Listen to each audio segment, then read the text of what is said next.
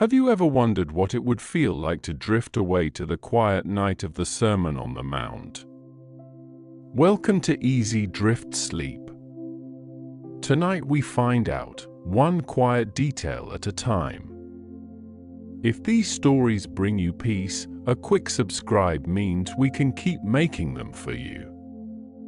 Now settle in, slow your breathing, and let your mind wander.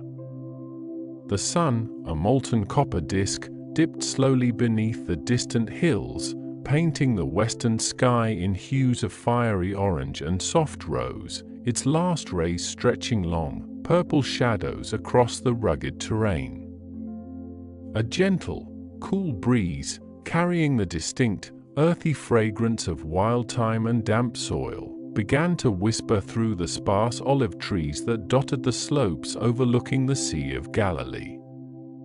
As the light faded, the vast, inky blackness of the Galilean sky began to reveal its hidden treasures, one by one, until countless, glittering stars emerged, appearing brighter and more numerous than any soul could ever witness from within the confines of a bustling city.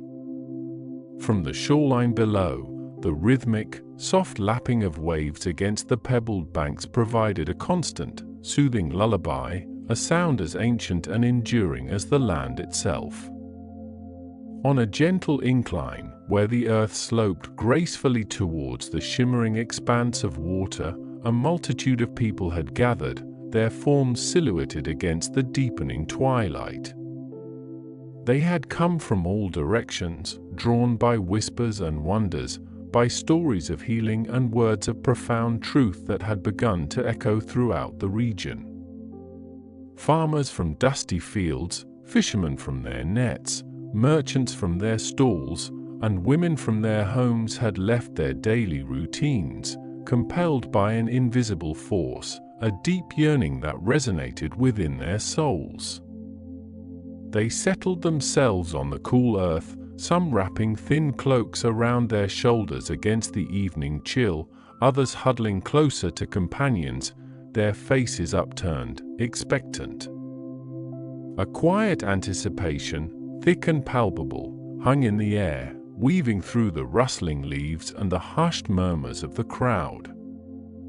Among them, a man of profound presence, yet humble demeanor, stood near the crest of the slope, his figure illuminated by the soft glow of a few carefully tended lanterns that flickered like captive fireflies. This was Jesus of Nazareth, his simple, well-worn robes blending with the muted tones of the landscape. His eyes, even in the dimming light, seemed to hold a deep compassion and an ancient knowing, a quiet wisdom that transcended the immediate moment. He surveyed the gathering crowd, his gaze lingering on each face, seeing not just individuals, but a tapestry of hopes, burdens, and unspoken questions. He knew the hunger in their hearts, the yearning for something more, something true, amidst the often harsh realities of their lives under Roman rule. He understood the challenge that lay before him, to convey complex spiritual truths, to plant seeds of transformation in their hearts, words that would transcend earthly laws and societal norms, ultimately solidifying his role as a spiritual guide. Just a few paces from Jesus, Simon Peter, his robust frame settled firmly on the ground, his weathered face etched with the lines of sun and sea, shifted restlessly. His strong hands, accustomed to the rough ropes and heavy nets of his fishing trade, were clasped loosely in his lap. He had followed Jesus for months now, witnessed miracles, heard teachings that stirred his very core, yet a part of him still yearned for a different kind of Messiah, a powerful, earthly king who would lead them in triumph against the Roman oppressors. He imagined legions, not parables, and a swift, decisive victory, not a quiet gathering under the stars. He felt a surge of impatience, a familiar heat rising within him, wondering when the true, decisive action would begin. He sought a powerful, earthly Messiah, hoping for liberation from Roman rule, and the quiet, almost gentle atmosphere of this gathering, while beautiful, felt at odds with the grand destiny he envisioned. He knew Jesus was special, profoundly so, but his understanding was often clouded by worldly expectations and a quick temper, and he wrestled with the idea that spiritual strength might be more potent than physical might. Nearby, Mary Magdalene sat with a quiet intensity, her gaze fixed on Jesus. Her past, a landscape of suffering and societal judgment, had been transformed by his acceptance and healing touch. Now, her spirit was filled with a profound sense of peace and gratitude, reflected in the serene expression that softened the lines of her face. She sought deeper spiritual understanding and a life of purpose, and every word Jesus spoke was a precious balm to her soul. She remembered the darkness from which she had been drawn, and the light that now filled her, making her deeply receptive to the message of inner purity and selfless love. The thought of societal judgment no longer held the power it once did. Her resolve to follow Jesus' way, regardless of the world's opinion, was unwavering. A little further down the slope, Levi, once known as Matthew, sat with a scroll and stylus carefully placed beside him. The former tax collector, once a shrewd and ostracized figure, was now a thoughtful and observant man, carrying a quiet humility that spoke of his radical transformation. He yearned for acceptance and redemption, having been an outcast, and the teachings of Jesus had offered him a path to both. He meticulously prepared to record every word, every nuance, understanding the immense value of these teachings for future generations. He still processed the profound shift in his own life, from counting coins to counting blessings, and he knew these words would be the foundation of a new way of living, a true wealth of spirit. Among the general crowd, an old woman from Capernaum sat hunched, her face a map of life's hardships and wisdom, her eyes keen despite her age. She carried the weight of years and the traditions of her people, having lived a life adhering strictly to the law, seeking righteousness through meticulous observance. Initially, a thread of skepticism ran through her, a cautious reserve born of experience, but she was open to truth, always. She had heard much about this young teacher, and a flicker of hope, long dormant, had begun to stir within her. She wondered if his words could offer a new kind of comfort, a different path to the righteousness she had sought so diligently her entire life.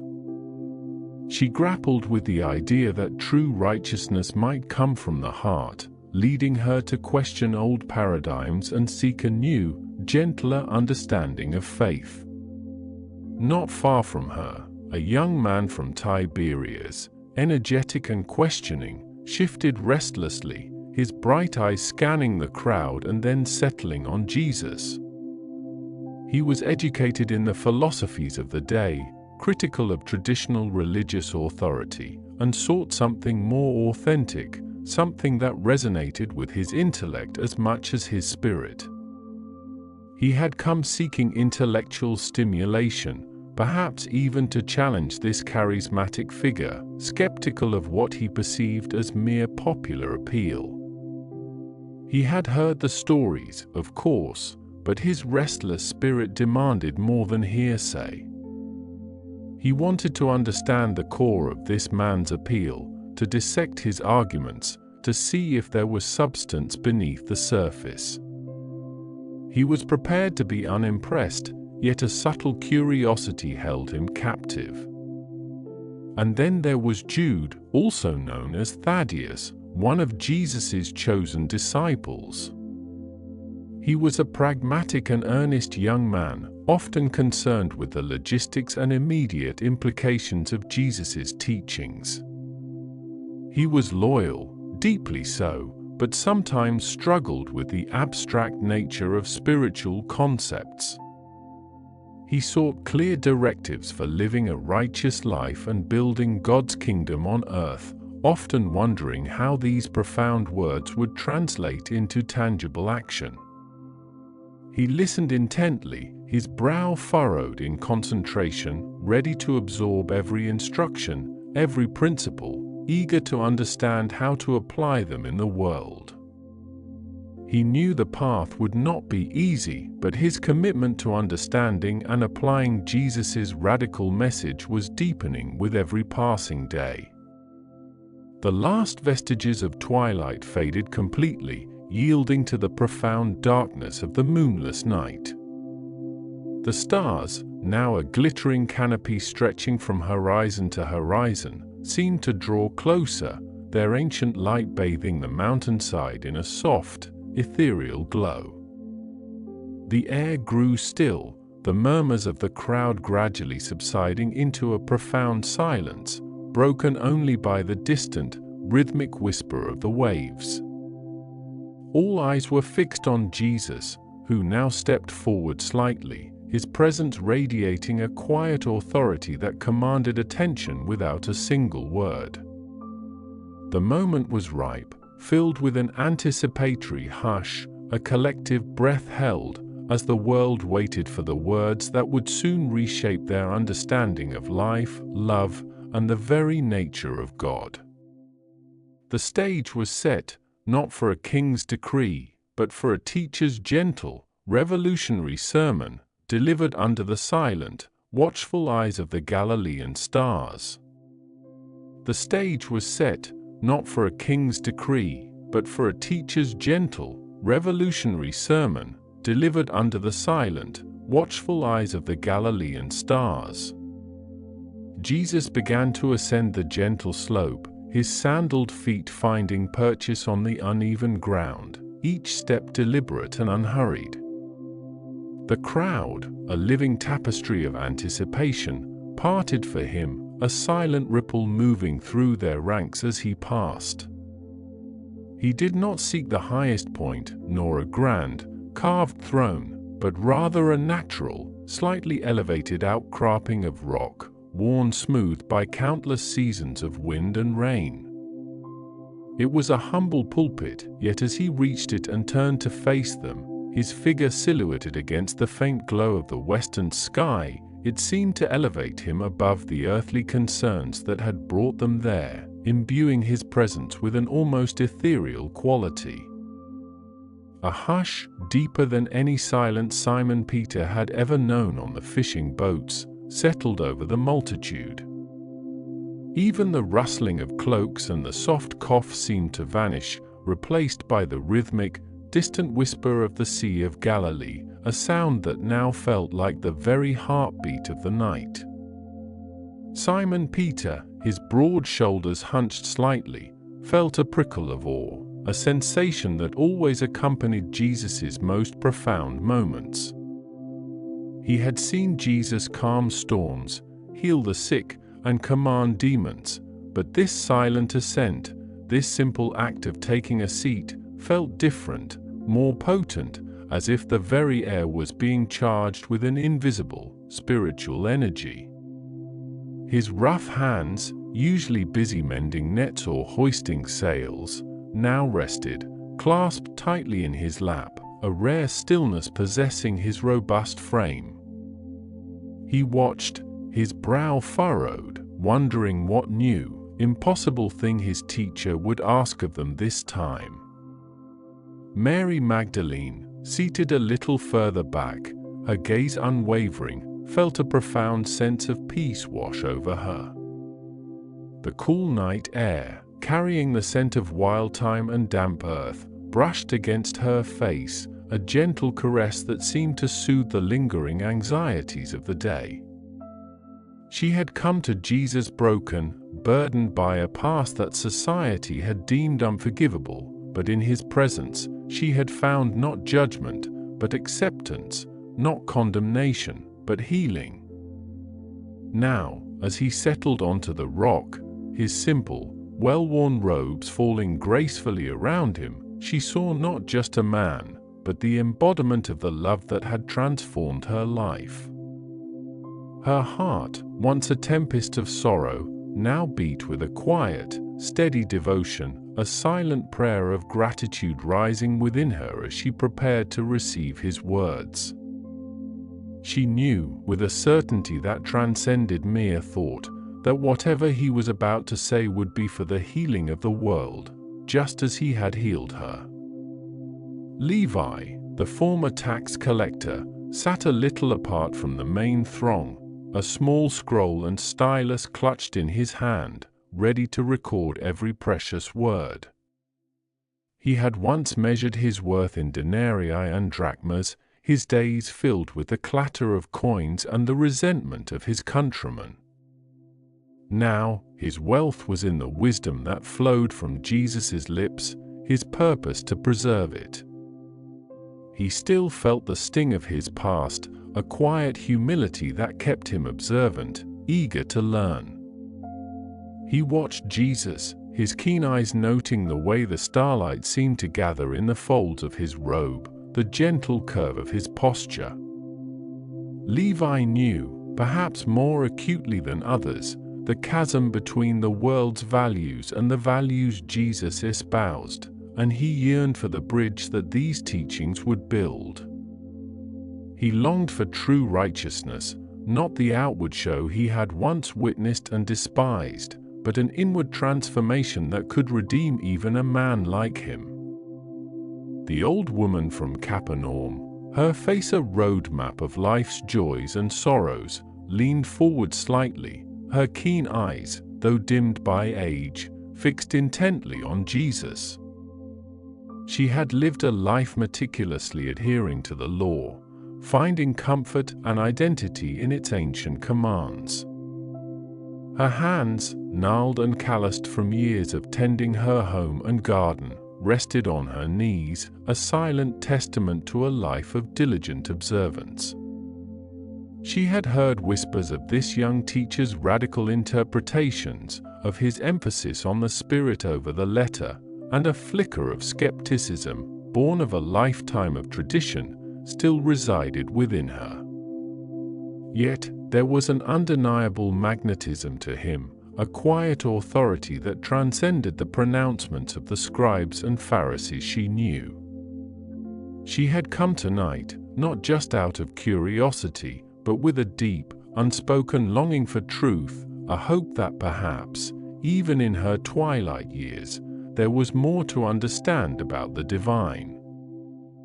A young man from Tiberias, his restless spirit evident in the way he shifted his weight, his eyes darting between Jesus and the vast, star-strewn sky, watched with a critical, yet undeniably curious, gaze.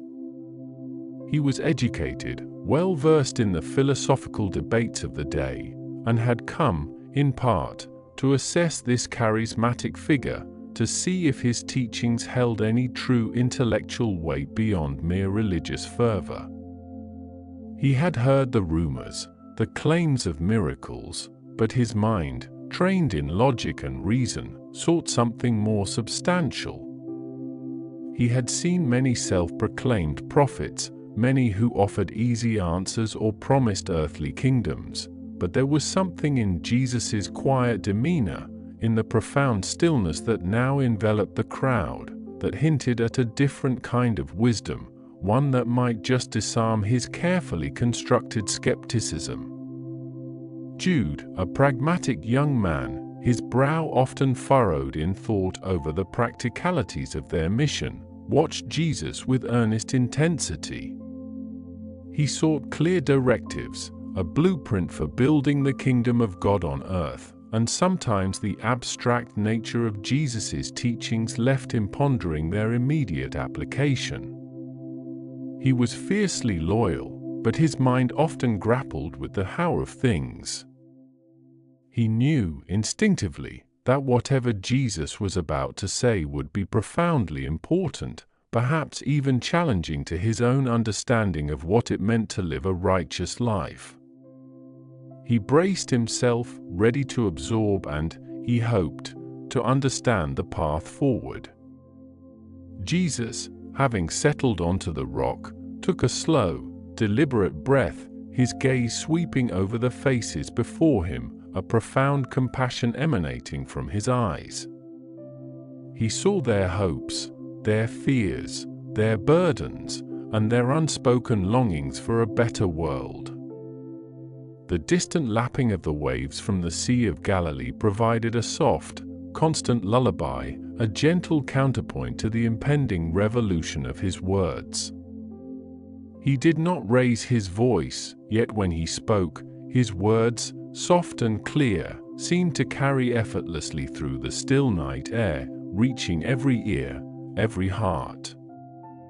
"Blessed are the poor in spirit," he began, his voice a gentle current, "for theirs is the kingdom of heaven." A ripple of quiet wonder, almost imperceptible, passed through the crowd. Simon Peter, who often boasted of his strength and self-reliance, felt a strange tug at his heart. Poor in spirit, he thought, his mind grappling with the concept. He had always associated blessedness with earthly prosperity, with power, with being strong and capable. Yet Jesus spoke of a different kind of poverty, one that seemed to reside within the soul, and promised a kingdom not of this world. It was a paradox that immediately challenged his ingrained expectations, a seed of doubt planted in the fertile ground of his understanding. Mary Magdalene felt a surge of affirmation, a quiet resonance within her soul. She knew what it was to be poor in spirit, to have nothing left but a desperate yearning for grace, to be utterly dependent on a higher power. It was in that very emptiness that she had found Jesus, and in him, a fullness she had never imagined. His words were not just a teaching, but a validation of her journey, a comforting balm that reaffirmed her path. The kingdom of heaven, she understood, was not a distant place, but a state of being, accessible to those who recognized their need for it. Levi, his stylus poised, quickly etched the words onto his scroll. Poor in spirit. He understood this intimately. His former life, though outwardly prosperous, had left him spiritually bankrupt, alienated from his people and from God. It was only when he had recognized his utter spiritual destitution that he had been able to truly receive Jesus' call. This teaching was a profound comfort, a promise that his past, far from disqualifying him, had perhaps prepared him for this very blessing. It was a revolutionary thought, turning the world's values on its head, and he felt a quiet thrill of understanding.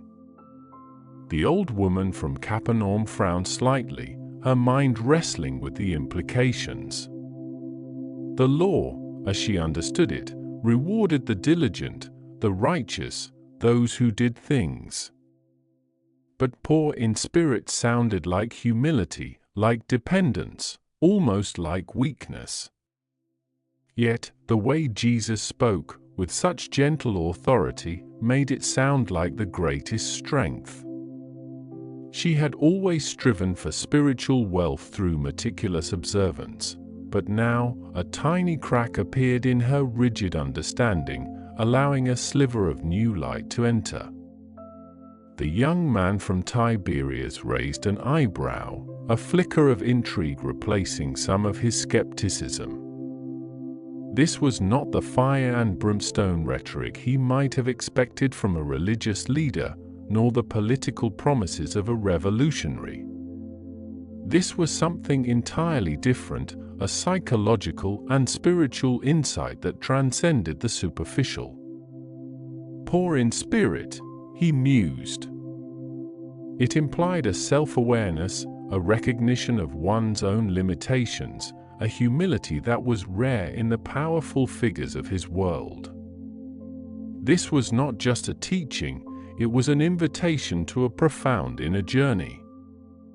Jesus continued, his voice unwavering, painting a picture of blessedness that defied all conventional wisdom. Blessed are those who mourn, for they will be comforted. Simon Peter, who had seen his share of loss and grief, felt a pang of recognition. He had always been taught to be strong, to endure, to suppress sorrow. But Jesus offered comfort, a promise of solace for the broken-hearted.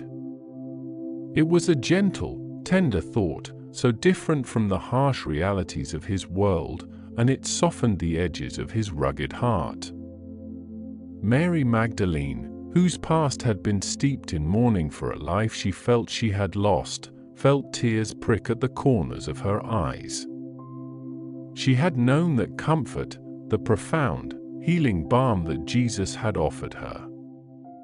His words were a testament to his boundless compassion, a recognition of the universal human experience of sorrow, and a promise of divine solace. It was a truth she lived, a comfort she breathed. Blessed are the meek, Jesus went on, for they will inherit the earth. This statement struck Simon Peter like a physical blow. Meek? He was a fisherman, a man of action, of strength, of asserting his will against the sea and against other men. He had always believed the strong inherited the earth, those who took it by force, by cunning, by sheer will. Meekness, in his world, was a weakness, an invitation to be trodden upon. He shifted uncomfortably, his mind churning, trying to reconcile this radical notion with everything he had ever known. How could the meek, the gentle, the unassuming, inherit anything but hardship? This was truly a revolutionary idea, one that challenged the very core of his understanding of power and justice. Levi, however, felt a profound sense of hope. He had once been a man who took by force, by the power of the Roman Empire behind him, and he had seen the emptiness it brought. He had also seen the meek, the humble, the quiet ones, often overlooked and oppressed. To hear that they, above all others, would inherit the earth was a promise of a justice far grander than any human court could deliver. It spoke of a divine order, a rectification of all wrongs, and it filled him with a quiet joy. The old woman from Capernaum closed her eyes for a moment, absorbing the words. Meekness. It was a virtue she understood, often practiced by the quiet women of her village, but never associated with inheritance or power. The law spoke of strength, of a chosen people, of a promised land to be taken. But Jesus spoke of inheriting the earth through meekness. It was a subtle shift in perspective, yet it felt like the ground beneath her feet was gently, imperceptibly, changing. The young man from Tiberias found himself utterly fascinated. This was not the expected narrative of a conquering hero or a political liberator. This was a complete redefinition of power. To suggest that true strength lay in meekness, and that this meekness would lead to inheriting the earth, was a concept so countercultural, so utterly against the prevailing philosophies of his time, that it demanded serious consideration. It was an intellectual challenge, yes, but more than that, it was a profound moral challenge, asking him to reconsider the very foundations of what he believed constituted a good and successful life. Blessed are those who hunger and thirst for righteousness, Jesus continued, his voice gaining a soft intensity, for they will be filled. This resonated deeply with Jude. He did hunger and thirst for righteousness, for a clear path to living a life pleasing to God, for a world where justice prevailed. The promise of being filled, of finding satisfaction for this deep spiritual longing was a powerful comfort. He knew the frustration of seeking, of striving, and Jesus offered not just a way, but the promise of ultimate fulfillment. Mary Magdalene felt a renewed sense of purpose. Her hunger for righteousness was not just a desire for personal purity, but a longing for a world transformed by love and justice. To be filled, to be part of that divine work, was her deepest aspiration. "Blessed are the merciful," Jesus proclaimed, "for they will be shown mercy." Simon Peter, ever quick to judge and slow to forgive, felt a prick of conscience. Mercy. He often demanded justice, an eye for an eye, a tooth for a tooth. But Jesus spoke of mercy as a path to receiving it. It was a humbling thought, a mirror held up to his own often harsh heart. Levi, who had once shown no mercy in his tax collecting and had received little in return, felt a profound sense of gratitude. He had been shown mercy by Jesus, and now he understood its transformative power. This was not just a teaching, it was a living truth he had experienced. "Blessed are the pure in heart," Jesus said, his gaze seeming to penetrate the very souls of those listening, "for they will see God." This struck the old woman from Capernaum with particular force. She had always sought to see God through strict adherence to the law, through ritual and sacrifice. But Jesus spoke of a purity of heart, an inner state, as the key. It was a profound reorientation, shifting the focus from outward observance to inward transformation. It challenged her lifelong paradigm, yet it also offered a simpler, more direct path, one that bypassed the complex interpretations of the scribes and went straight to the essence of faith. The young man from Tiberias, who had often prided himself on his intellectual clarity, felt a jolt. Pure in heart. This was not about intellectual purity or philosophical rigor, but something deeper, more fundamental. To see God, not through abstract thought or ritual, but through a cleansed, sincere heart. It was a concept that bypassed his intellectual defenses and spoke directly to a deeper, unacknowledged longing within him.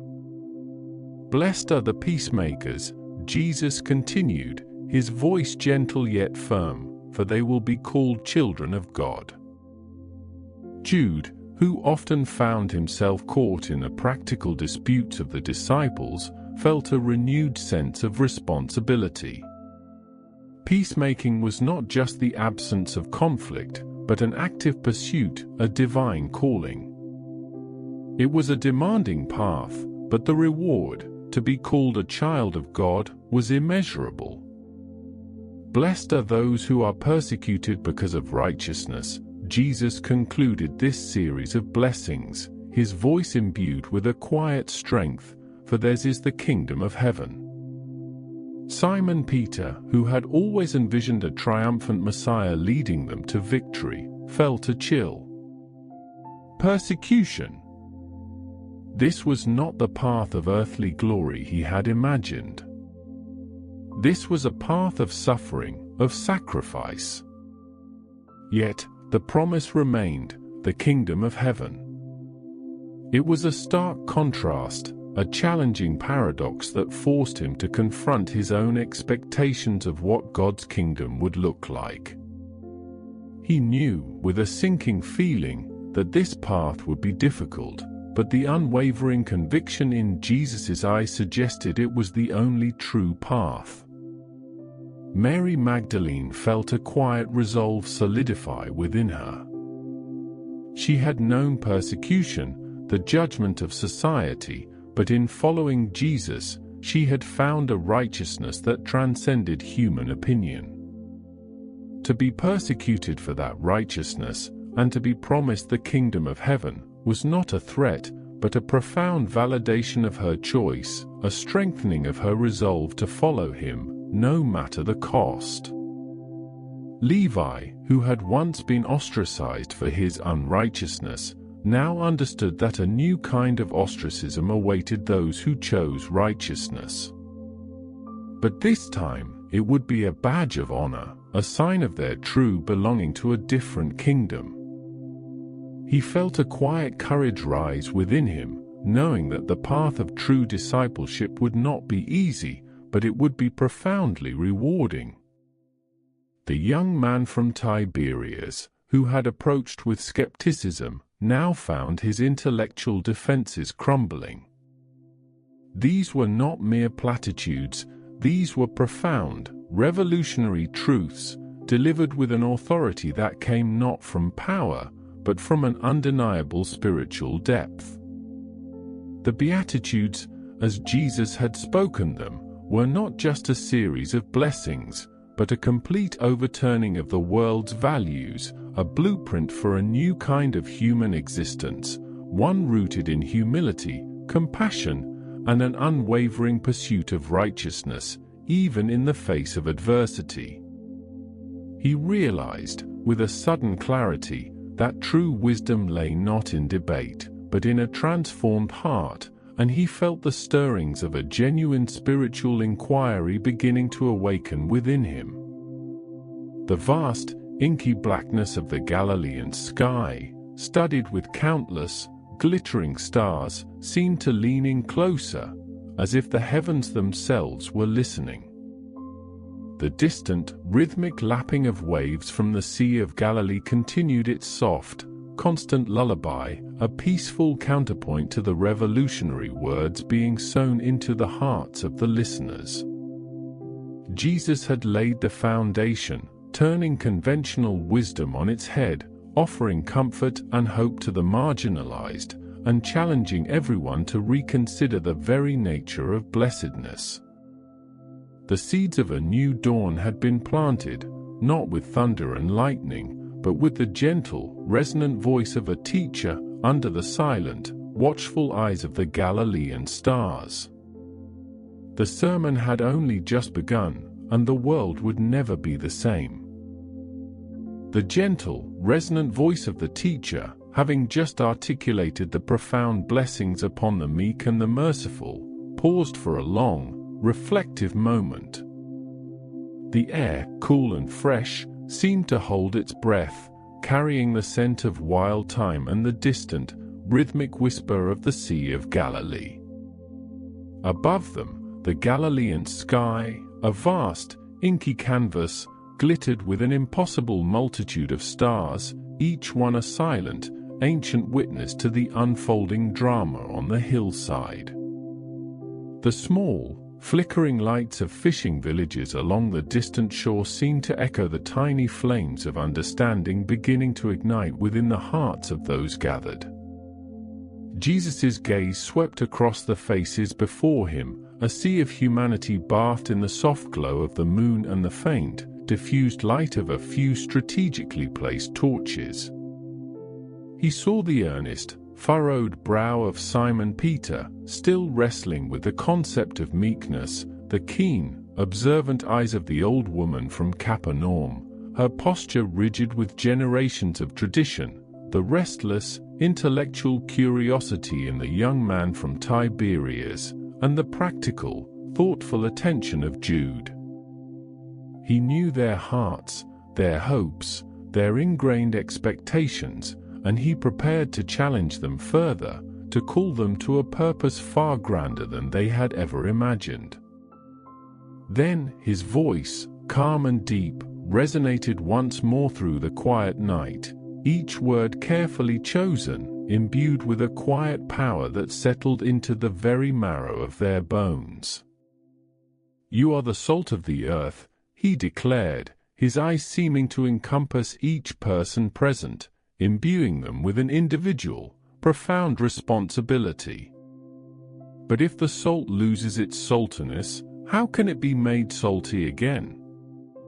It is no longer good for anything, except to be thrown out and trampled underfoot. Simon Peter, who had been leaning forward, his strong hands clasped over his knees, felt a jolt of something akin to pride, quickly followed by a flicker of confusion. Salt of the earth? He mused internally, the phrase echoing in his mind. We, simple fishermen and tax collectors, the salt? He pictured the coarse, precious salt his wife used to preserve their fish, essential for keeping things from spoiling, for adding flavor to bland meals.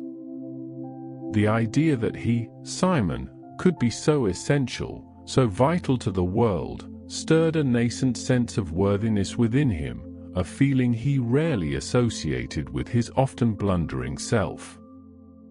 Yet, the warning that followed, if it loses its saltiness, sent a shiver down his spine, a premonition of the constant vigilance and unwavering commitment this new path would demand.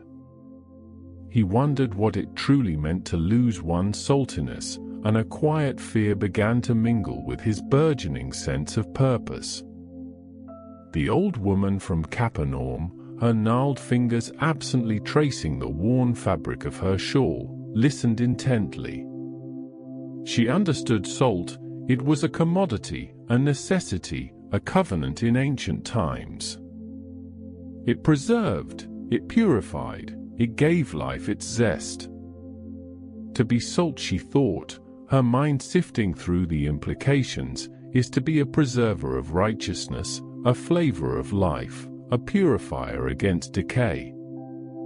It was a weighty charge, one that resonated deeply with her lifelong dedication to the law. She had always striven to live a life that honored God, believing her adherence to the commandments made her acceptable. But Jesus' words suggested a more active, outward role, a responsibility not just for her own soul, but for the very fabric of the world around her. She felt a stirring, a sense of renewed purpose, but also a quiet apprehension about the immense burden this new calling might entail. Jesus continued, his voice weaving a tapestry of imagery that painted vivid pictures in their minds. You are the light of the world. A town built on a hill cannot be hidden. Neither do people light a lamp and put it under a bowl. Instead, they put it on its stand, and it gives light to everyone in the house. In the same way, let your light shine before others, that they may see your good deeds and glorify your Father in heaven. The young man from Tiberias, who had been observing Jesus with a critical, intellectual detachment, felt a surprising warmth spread through him at these words.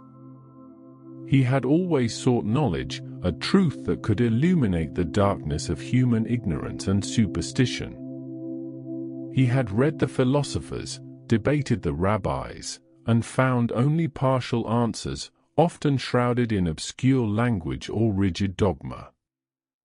But here Jesus spoke of light, not as an abstract concept, but as a living, breathing emanation from within each person, meant to be shared, to be seen.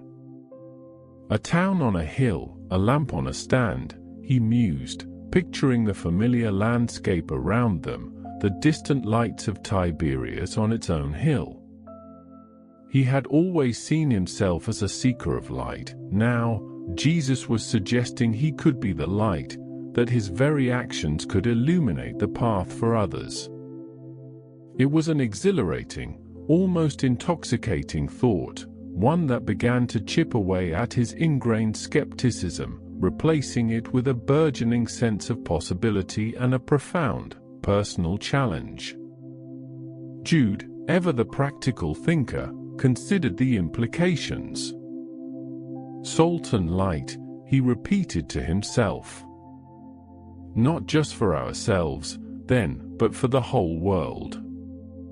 He had joined Jesus because he believed in the coming kingdom, a tangible, earthly reign of God. He had envisioned Jesus as a king, leading an army, overthrowing the Romans. But this talk of salt and light seemed to suggest a different kind of kingdom, one built not on swords and legions, but on the quiet, pervasive influence of transformed lives.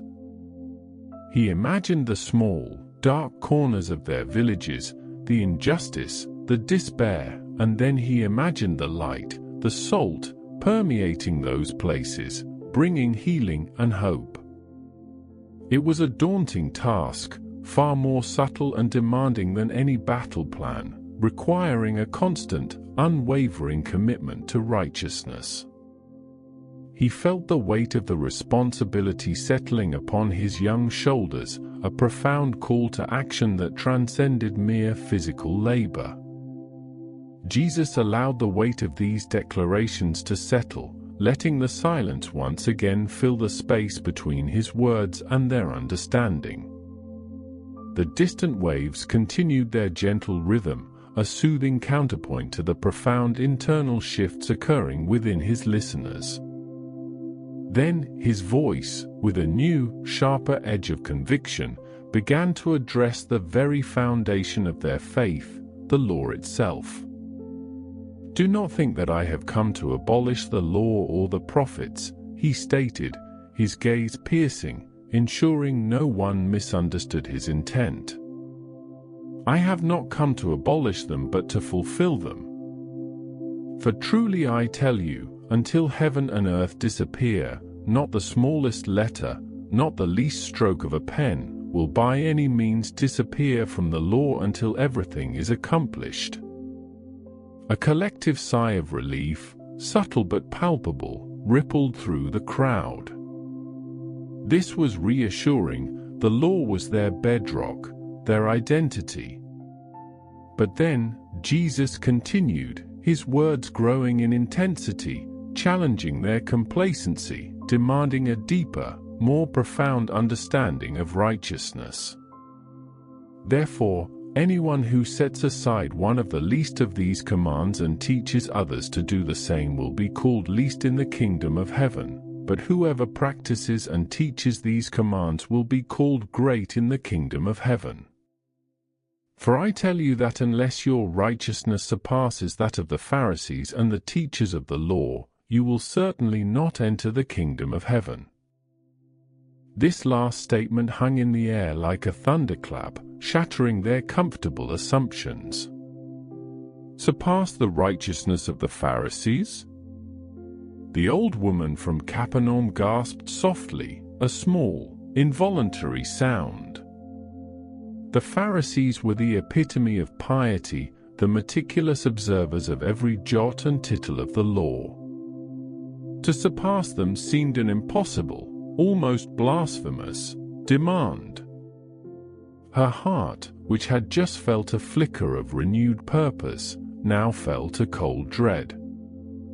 She had spent her entire life striving to meet the law's demands, believing that outward observance was the path to God's favor. Now, Jesus was implying that it was not enough, that something deeper, more profound, was required. A profound unease settled within her, a questioning of her entire life's work.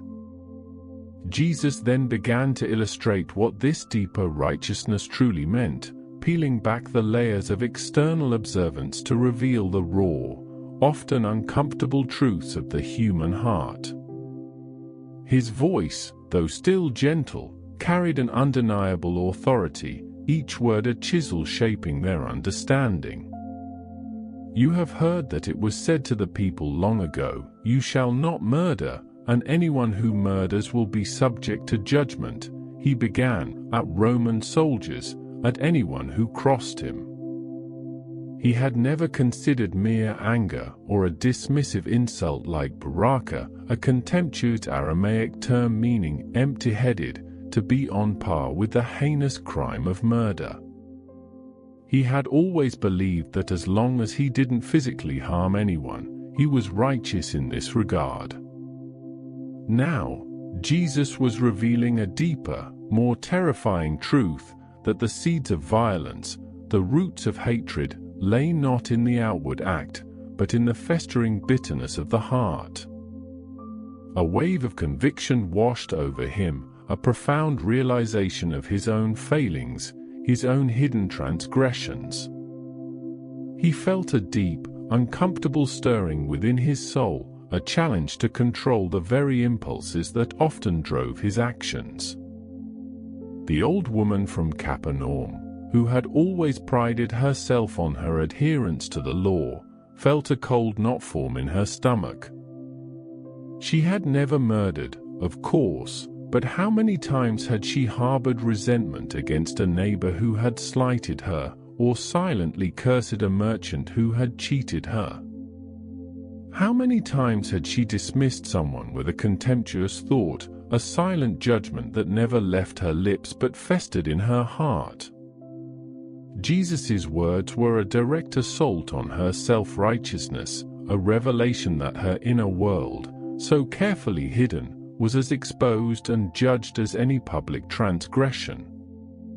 She felt a profound sense of introspection, a painful re-evaluation of her entire moral landscape. The law, she now understood, was not just a set of rules for outward behavior, but a mirror reflecting the deepest recesses of the soul. The young man from Tiberias, who had often engaged in sharp, intellectual debates, using cutting words to dismantle his opponent's arguments, felt a sudden chill. He had always prided himself on his cleverness, his ability to dissect and expose what he perceived as folly in others. He had used words like fools with casual disdain, believing them to be mere tools of rhetoric. Now, Jesus was equating such verbal assaults with the gravity of murder, linking them to the ultimate judgment. His intellectual defenses, so carefully constructed, began to crumble. He realized that his pursuit of truth had often been tainted by arrogance, his desire to prove himself right often fueled by a subtle contempt for those who disagreed. The profound simplicity of Jesus' teaching, that the heart's intent was paramount, disarmed his intellectual pride and sparked a genuine, unsettling inquiry into his own motives. Jude, who sometimes found himself frustrated with the slower understanding of others, or with the stubbornness of those who resisted Jesus' message, felt a pang of guilt. He had never considered his occasional irritation, his silent judgments, as anything more than minor annoyances. But Jesus' words painted a stark picture. Even the smallest flicker of anger, the quietest insult, carried immense spiritual weight. He realized that building the kingdom of God required not just outward action, but an inward purity, a constant vigilance over his own thoughts and emotions. It was a demanding standard, far more challenging than he had ever imagined, requiring a continuous transformation of the heart.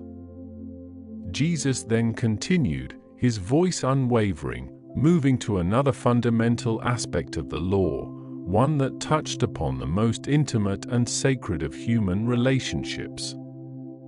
You have heard that it was said, "You shall not commit adultery."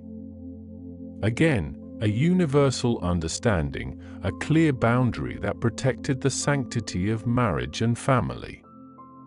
But then, Jesus delivered another profound, unsettling reinterpretation, pushing them once more to examine the hidden corners of their hearts.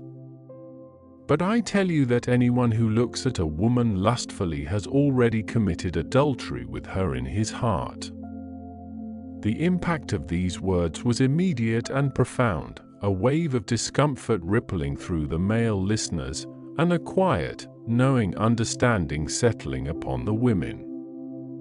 Simon Peter, whose earthy nature and fisherman's life had exposed him to many temptations, felt a profound sense of shame. He had always prided himself on his faithfulness to his wife, believing that as long as he did not physically transgress, he was blameless. But how many times had his eyes lingered, his thoughts strayed, his imagination indulged in fleeting moments of lust? Jesus' words were a direct condemnation of these hidden desires, these secret transgressions of the heart that no one else could see, but which God knew intimately. He felt exposed, stripped bare of his self-righteousness, and a deep, humbling realization of his own impurity washed over him. The path to true righteousness, he understood, was far narrower, far more demanding than he had ever conceived. The young man from Tiberias, who had often engaged in casual flirtations and admired beautiful women with an unbridled gaze, felt a sudden, sharp pang of conviction.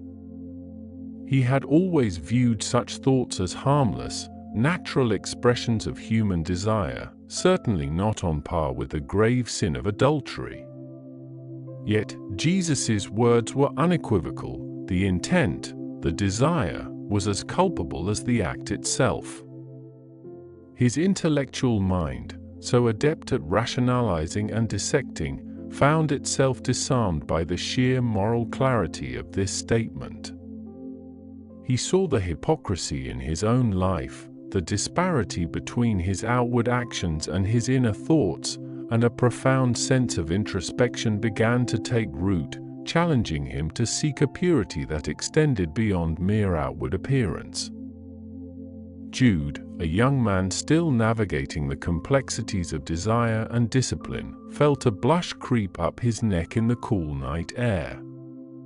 He had always striven for purity, but the world was full of temptations, and his thoughts, like any young man's, sometimes strayed. He had always dismissed these fleeting moments as inconsequential, as long as he did not act upon them. Now, Jesus was telling him that even the lustful thought, the lingering gaze, was a transgression in the eyes of God. It was a demanding standard, one that required constant vigilance, a relentless battle against the impulses of the flesh. He understood that true discipleship meant not just following outward commands, but cultivating an inner landscape of purity and integrity. The old woman from Capernaum, though not directly implicated by this particular reinterpretation, felt a deep resonance with its underlying principle. She had seen the pain and destruction caused by lust and infidelity in her village, and she understood the sanctity of the marriage covenant. Jesus' words, by elevating the purity of the heart, offered a profound protection for that sanctity, revealing that true faithfulness began not with outward restraint, but with inward devotion. She saw how this deeper law, this emphasis on the heart, connected all of Jesus' teachings, creating a seamless tapestry of righteousness that demanded complete integrity of thought, word, and deed. Jesus then continued, his voice now a gentle but firm invitation to radical self-examination and commitment. If your right eye causes you to stumble, gouge it out and throw it away. It is better for you to lose one part of your body than for your whole body to be thrown into hell. And if your right hand causes you to stumble, cut it off and throw it away. It is better for you to lose one part of your body than for your whole body to go into hell. These stark, uncompromising words, though clearly metaphorical, sent a shiver through the assembly. It was a call to radical self-discipline, a demand to sever anything, no matter how cherished or seemingly integral, that led one astray from the path of righteousness. It was a challenge to ruthlessly confront one's own weaknesses, to make difficult, painful choices for the sake of one's soul. The Galilean sky, vast and silent, continued to watch over them, its countless stars twinkling with an ancient, unwavering light. The gentle breeze carried the scent of wild herbs, and the distant lapping of waves from the Sea of Galilee provided a soft, constant rhythm. Jesus had not merely taught them, he had opened a window into the very heart of God's law, revealing its profound spiritual depth and its uncompromising demand for inner purity. He had called them to be salt and light, to influence the world, but first, he had called them to transform themselves, to purify their hearts, to live a righteousness that far surpassed mere outward observance. The sermon was deepening, challenging, and slowly, irrevocably, transforming the very souls of those who listened under the silent, watchful eyes of the Galilean stars. The seeds of a new, radical understanding of faith had been sown, and the world, indeed, would never be the same. The cool night air, carrying the faint, sweet scent of wild jasmine from a nearby thicket, seemed to grow even stiller as Jesus' voice, though gentle, resonated with an undeniable power. He had spoken of a righteousness that flowed not from rigid adherence to law, but from the deepest chambers of the heart, a purity of intention that transcended mere outward show.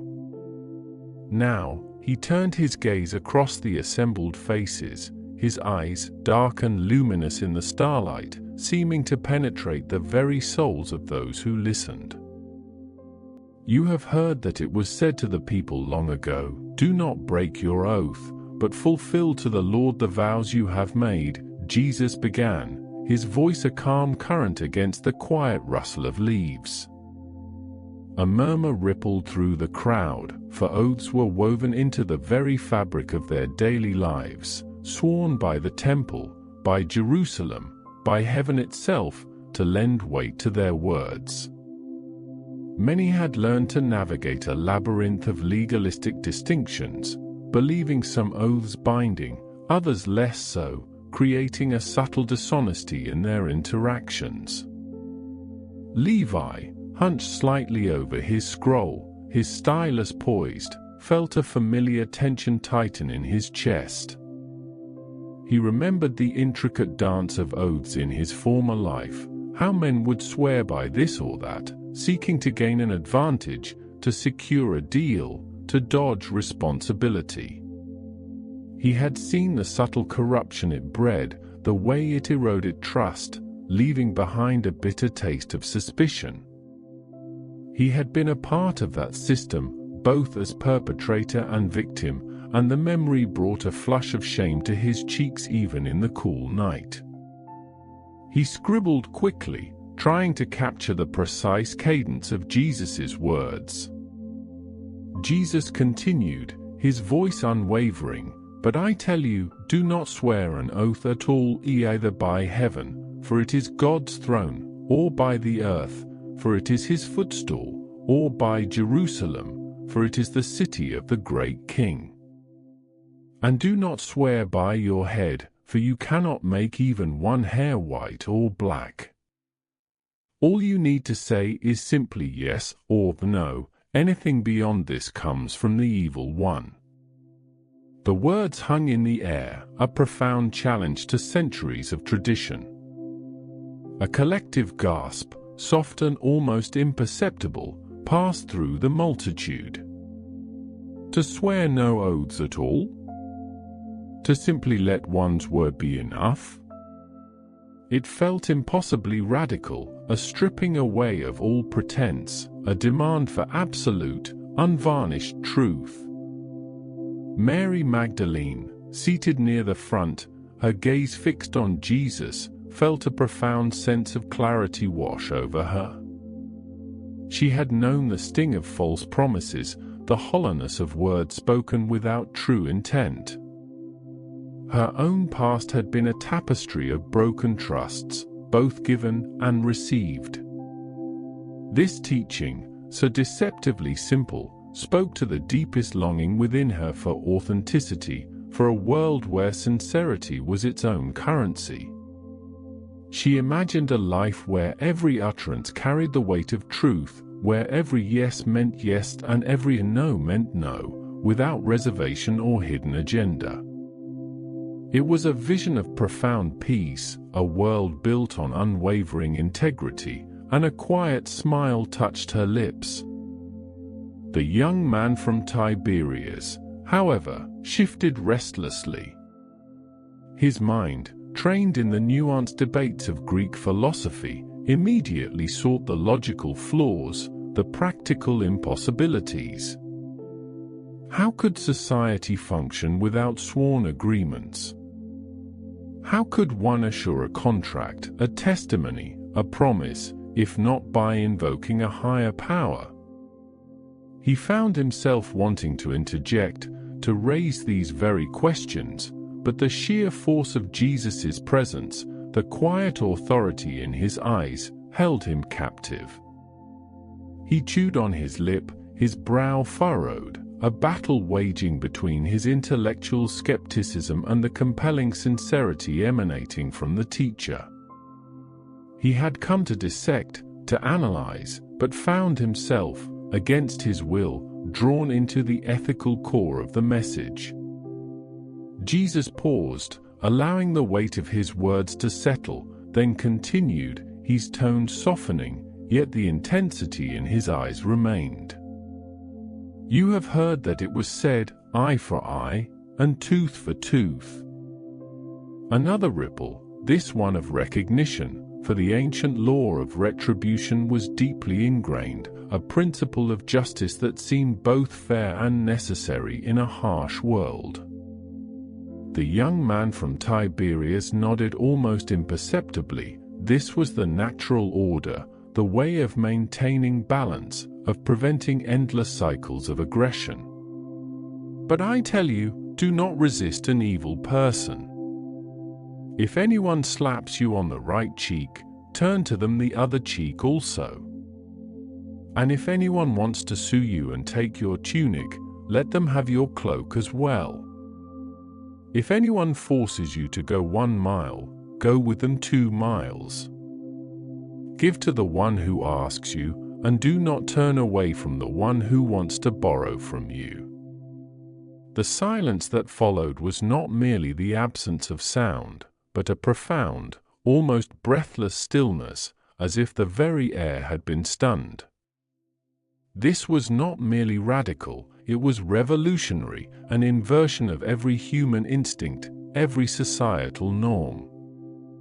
To offer the other cheek? To give more than was demanded? To love those who sought to harm you?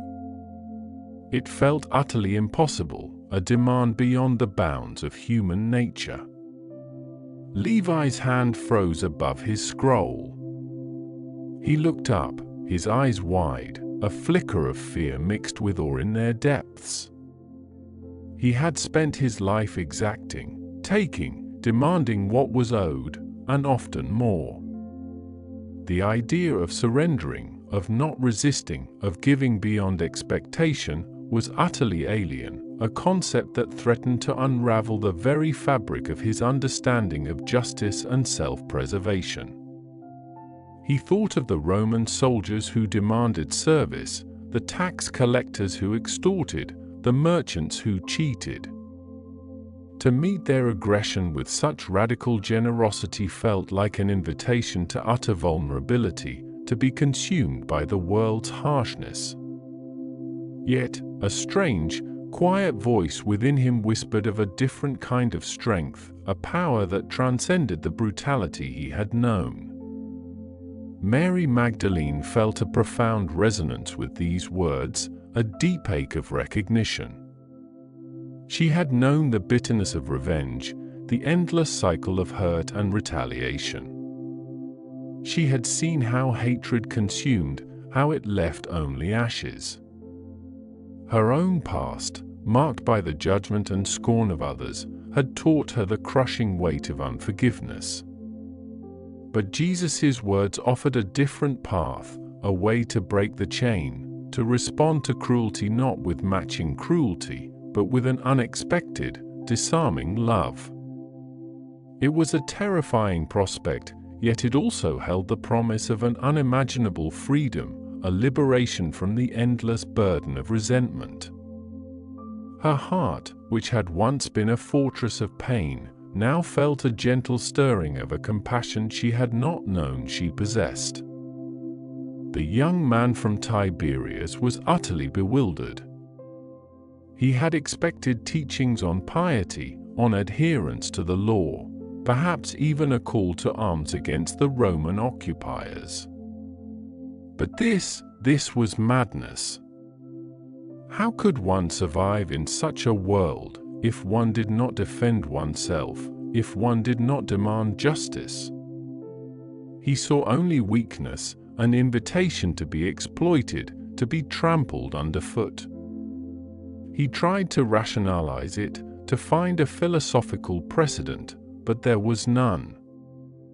This was something entirely new, something that defied all his intellectual frameworks, all his understanding of power and human interaction.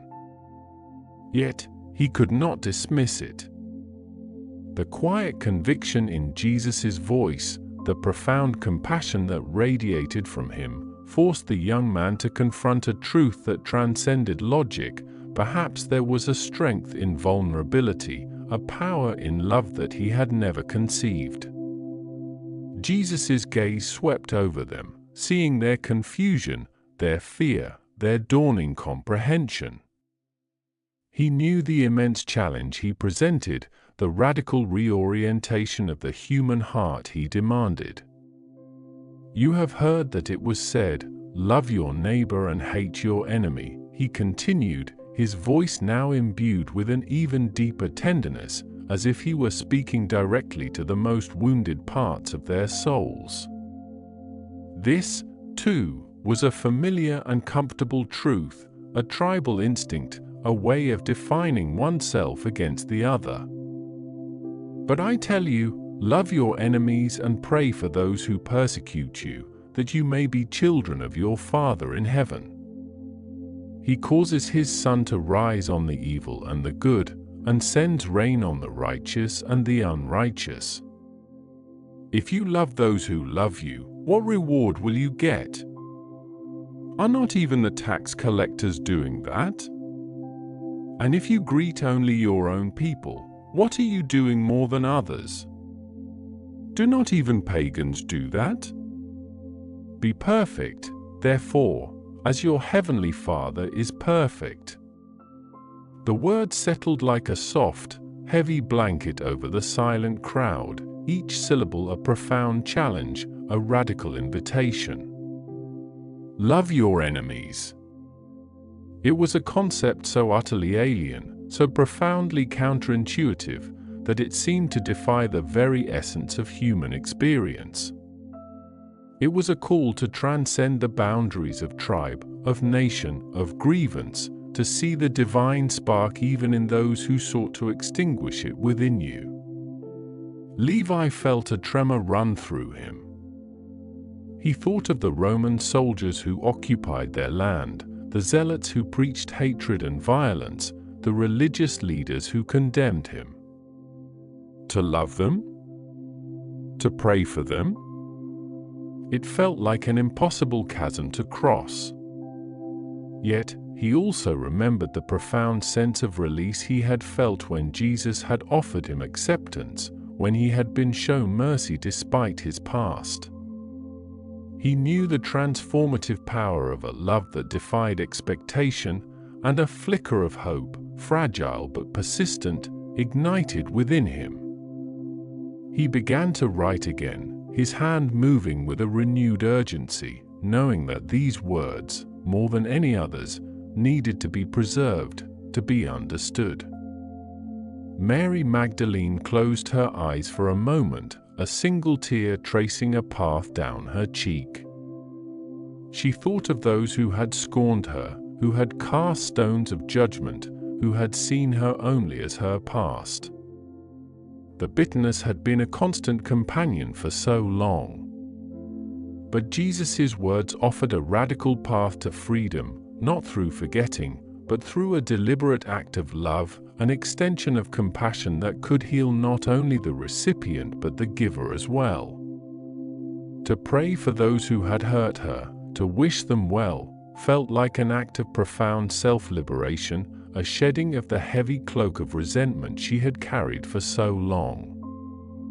It was a love that demanded everything, yet promised a peace beyond understanding. The young man from Tiberias, his initial skepticism now thoroughly disarmed, found himself deeply unsettled. This was not merely a new philosophy, it was a new way of being, a complete redefinition of humanity. He had always sought justice, but Jesus spoke of a justice that began not with retribution, but with an overflowing, unconditional love. He looked at Jesus, silhouetted against the vast, star-dusted sky, and for the first time, he saw not merely a teacher, but a man embodying the very perfection he spoke of, a living testament to the radical, transformative power of divine love. The questions in his mind began to shift from "how can this be possible?" to "how can I begin to live this way?" The air grew cooler as the night deepened, and the distant lapping of the Sea of Galilee provided a soft, rhythmic counterpoint to Jesus' voice. He continued, his teachings building upon each other, each one a facet of the same radiant truth, that the kingdom of heaven was not a distant realm, but a state of being, an inner transformation that manifested in every action, every intention. Be careful not to practice your righteousness in front of others to be seen by them, Jesus instructed, his voice now a gentle, almost conspiratorial whisper, as if sharing a sacred secret. Otherwise, you will have no reward from your Father in heaven. He then spoke of charity, of giving to the needy, a common and highly valued act of piety in their society. Many would make a show of their generosity, sounding trumpets, announcing their gifts, ensuring their good deeds were witnessed and praised by all. So when you give to the needy, do not announce it with trumpets, as the hypocrites do in the synagogues and on the streets, to be honored by others. Truly I tell you, they have received their reward in full. But when you give to the needy, do not let your left hand know what your right hand is doing, so that your giving may be in secret. Then your Father, who sees what is done in secret, will reward you. This teaching, too, struck a deep chord of recognition and challenge. Levi, the former tax collector, had seen the ostentatious displays of piety, the public prayers, the lavish gifts given with an eye toward public acclaim. He knew the hollowness of such acts, the way they served the ego rather than the truly needy. His own past had been a life of public accounting, of visible transactions. Now, Jesus called for an invisible generosity, a hidden compassion, a humility so profound that even one's own hands were unaware of the other's good deed. It was a call to a purity of motive that felt both daunting and deeply liberating, a shedding of the need for human approval in favor of a deeper, more profound connection with the divine. Mary Magdalene felt a profound sense of peace settle over her as Jesus spoke of secret giving. She had known the pain of being judged by outward appearances, of having her intentions questioned. The idea of acts of kindness performed in utter humility, without any expectation of recognition or praise, resonated deeply with her desire for genuine connection, for a love that flowed freely and purely. She imagined quiet acts of service, a loaf of bread left at a poor widow's door, a kind word whispered to a lonely child, a gentle hand offered in anonymous comfort. These were the acts that truly transformed the world, not with fanfare, but with the quiet, persistent power of selfless love.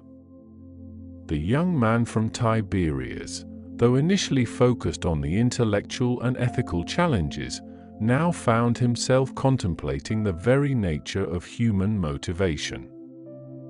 He had always understood virtue as something to be displayed, to be admired, to earn respect. But Jesus spoke of a virtue that was its own reward, a connection to the divine that transcended all earthly recognition. He realized that the pursuit of external validation, whether through wealth, status, or even public piety, ultimately led to an empty striving. The true reward, Jesus suggested, lay in the act itself, in the pure, unadulterated intention of the heart. It was a humbling thought, a radical re-evaluation of what constituted true worth. The stars above them seemed to glitter with an even greater intensity, mirroring the profound truths that were being unveiled under their silent watch. The air, though cool, felt charged with a quiet energy, a sense of profound transformation unfolding in the hearts of those gathered. Jesus had called them not to a new set of rules, but to a new way of being, a radical reorientation of their entire lives around the principles of love, sincerity, and profound humility. The seeds of this radical call, sown under the vast, silent canvas of the Galilean night, were taking root, promising a harvest that would forever change the landscape of human understanding. The world, indeed, would never be the same. The world, indeed, would never be the same. A hush had fallen over the hillside, deeper than the mere absence of sound, a quiet born of hearts wrestling with profound truths. The air, still mild, carried the faint, sweet scent of night-blooming jasmine from a nearby thicket, mingling with the earthy fragrance of damp soil. The stars above, countless diamonds scattered across black velvet, seemed to pulse with an ancient, knowing light, mirroring the quiet illumination dawning within many souls. Jesus, his voice having woven through the silence like a gentle, insistent current, paused, allowing the weight of his words to settle, his gaze sweeping over the faces upturned to him in the dim starlight. He saw the furrowed brow of the old woman from Capernaum, her eyes wide with a dawning comprehension, and the intense, almost feverish concentration on Levi's face as he scratched diligently on his scroll. Simon Peter, typically restless, sat unusually still, his strong hands clasped, his jaw set in thought. Then, with a soft, almost imperceptible shift in his posture, Jesus began to speak again, his tone becoming even more intimate, as if sharing a secret with each individual present. He spoke of prayer, not as a public spectacle designed to impress others, but as a sacred, private communion. He painted a picture of those who loved to stand in synagogues and on street corners, uttering long, elaborate supplications, their hearts more concerned with human applause than divine connection.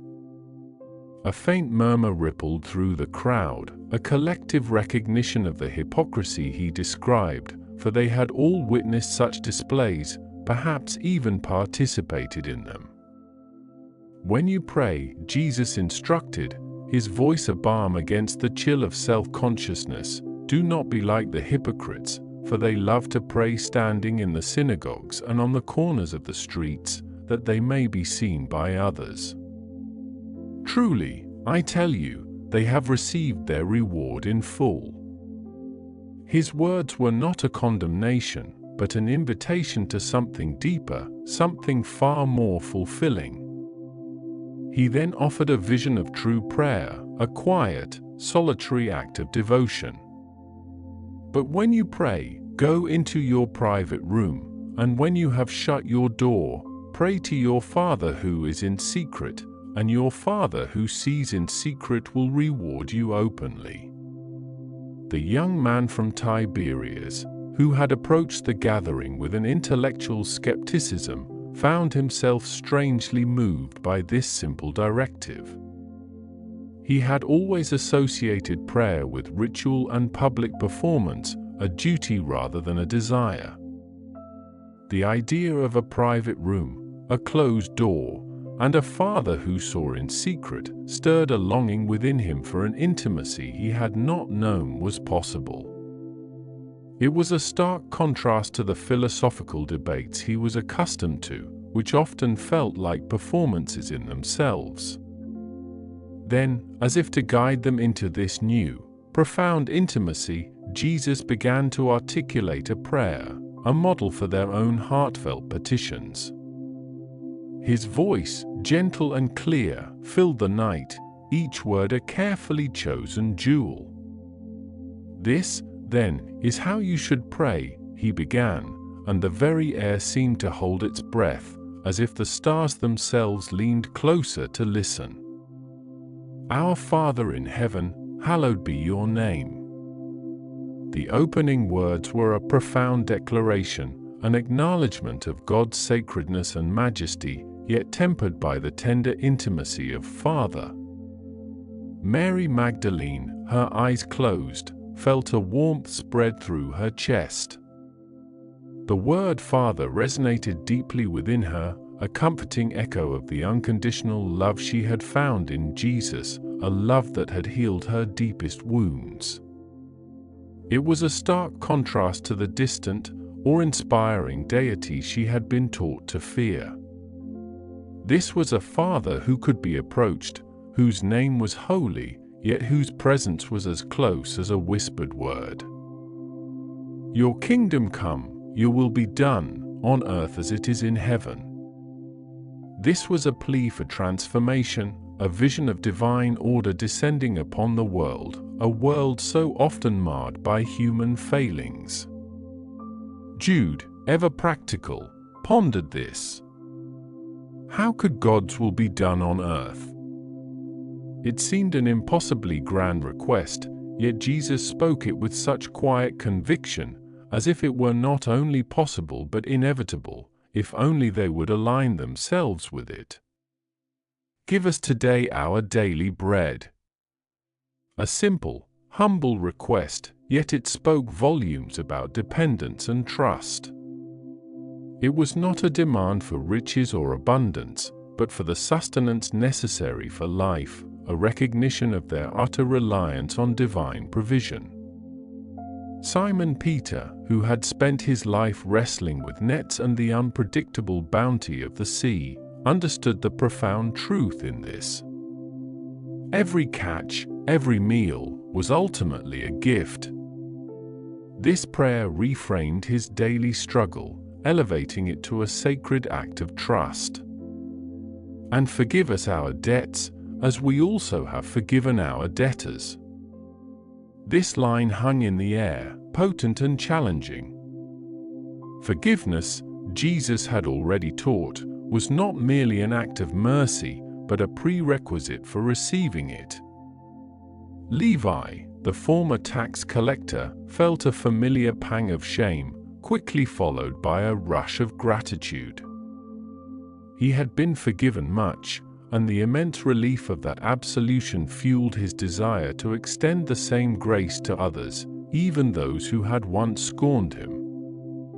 The old woman from Capernaum, who had held on to grudges like precious heirlooms, felt a loosening in her heart, a quiet stirring of a desire to release the burdens of past wrongs. "And lead us not into temptation, but deliver us from the evil one." The final petition was a recognition of human frailty, a plea for divine guidance and protection against the unseen forces that sought to derail them from the path of righteousness. It was a prayer for strength, for discernment, for the unwavering presence of God in a world full of snares. When Jesus finished, the silence that followed was even more profound than before. It was a silence filled with the echo of his words, with the quiet stirring of souls grappling with the beauty and the challenge of this new way of prayer. It was an intimate, guiding prayer, devotional in its essence, yet deeply practical in its implications for daily living. Jesus then transitioned seamlessly, his voice maintaining its gentle, guiding cadence, to speak of another private act of devotion, fasting. Just as with prayer, he cautioned against outward displays, against the somber faces and disheveled appearances of those who wish to advertise their piety. When you fast, he instructed, do not look gloomy like the hypocrites, for they disfigure their faces that their fasting may be seen by others. Truly, I tell you, they have received their reward in full. He offered a different path, a path of inner discipline and private devotion. But when you fast, anoint your head and wash your face, so that your fasting will not be seen by others but by your Father who is in secret, and your Father who sees in secret will reward you openly. This was a radical notion, a complete reversal of the prevailing religious customs. Fasting, traditionally a public declaration of repentance or piety, was transformed into an intimate, disciplined act between the individual and God. Jude, who often found himself caught between the expectations of tradition and the radical newness of Jesus' teachings, found himself nodding slowly. He had always seen fasting as a duty, a burden to be endured. But Jesus' words painted it as an opportunity for secret communion, a chance to draw closer to God without the distractions of human judgment or approval. It shifted the focus from external observance to internal sincerity, from public performance to private devotion. The cool breeze, which had been a constant companion throughout the night, seemed to carry these words further, whispering them into the hearts of all who listened. The distant lapping of the waves on the shore below provided a gentle, rhythmic counterpoint to Jesus' voice, a natural lullaby that underscored the profound peace he offered. Then Jesus' voice shifted slightly, becoming more expansive, more encouraging, as he began to speak of treasures. He drew a vivid contrast between the fleeting nature of earthly possessions and the enduring value of spiritual wealth, urging them to a profound reorientation of their priorities. He spoke of the relentless human pursuit of material gain, of the anxious hoarding of gold and silver, the acquisition of fine garments and grand houses.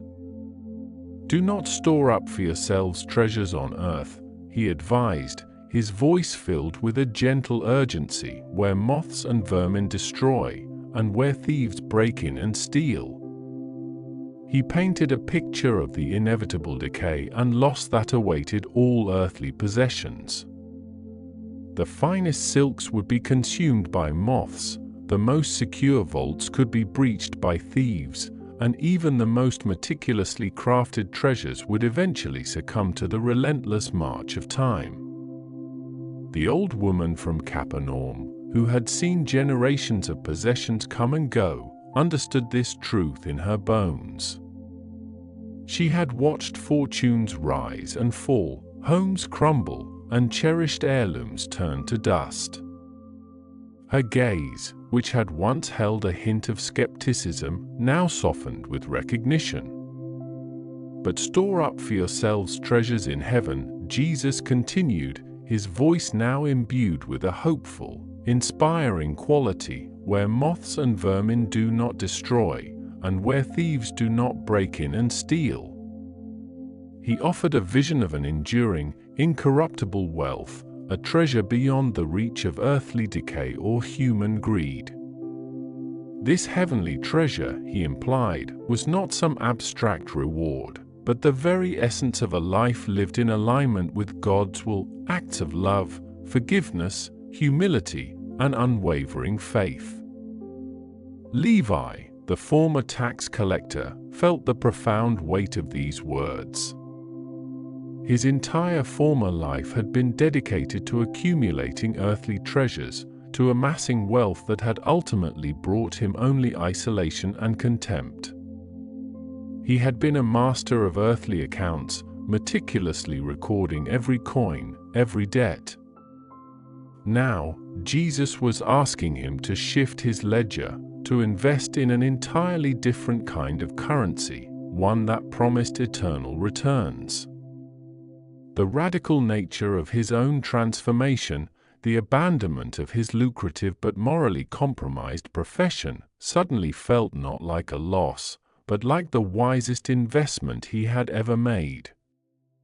He clutched his stylus tighter, eager to capture every nuance of this perspective-shifting teaching.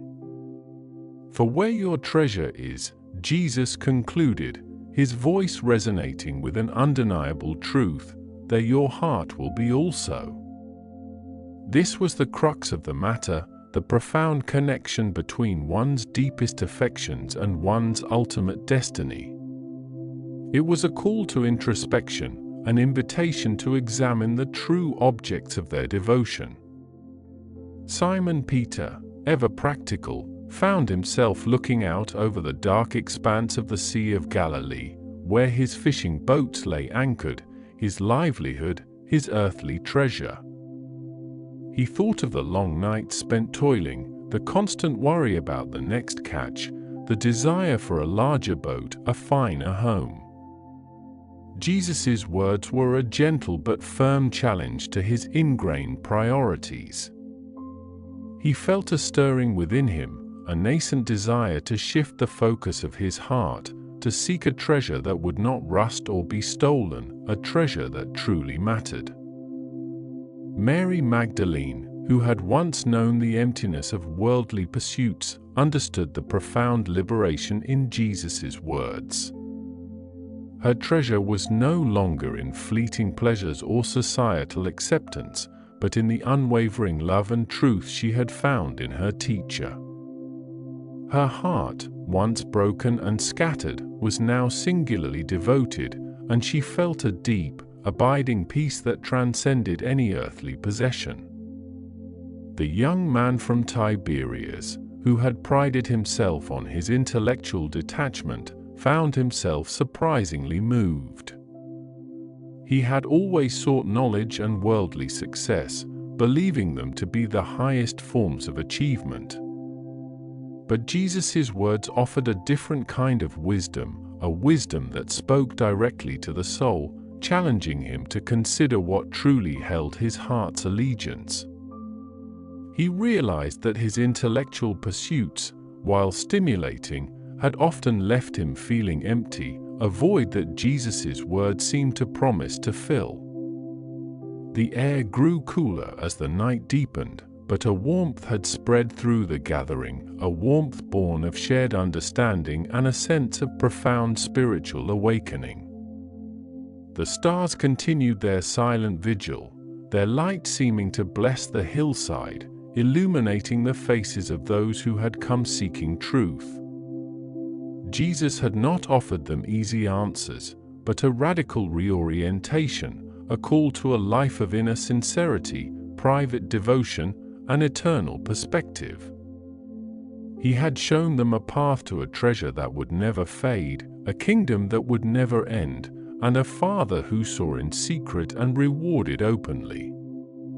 The seeds of transformation, sown under the vast, silent canvas of the Galilean night, were taking root, promising a harvest that would forever change the landscape of human understanding. The world, indeed, would never be the same.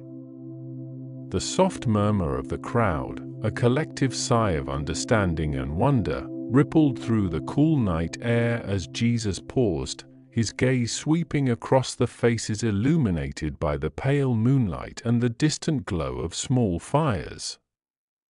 He had spoken of treasures in heaven, of eyes that saw and hearts that understood, and now, a new stillness settled over the hillside, deeper than before, as if each soul held its breath, awaiting the next profound truth. The air, still carrying the faint, sweet scent of wild thyme, seemed to hum with a quiet anticipation, a readiness to receive more of the wisdom that flowed so effortlessly from his lips. Simon Peter, his broad shoulders slumped slightly, felt a strange mix of awe and unease. The teachings about righteousness and seeking the kingdom had resonated deeply, a stirring in his fisherman's heart that felt both familiar and utterly new. Yet, the sheer scale of this new way, the complete inversion of what he had always known, left him feeling a little adrift, like a boat cut loose from its moorings. He had always worried about the next catch, the next storm, the next Roman tax collector, and the very fabric of his existence had been woven with threads of anxiety. He watched Jesus, whose calm demeanor seemed untouched by any earthly concern, and wondered how such peace was truly possible in a world so fraught with peril. Mary Magdalene, nestled among a group of women, felt a profound sense of peace washing over her, a balm to old wounds she hadn't even realized were still aching. Each word from Jesus was like a gentle hand, smoothing out the rough edges of her past, reassuring her that her worth was not defined by the world's harsh judgments. Her eyes, wide and luminous in the starlight, were fixed on him, drinking in every syllable, every nuance of his expression.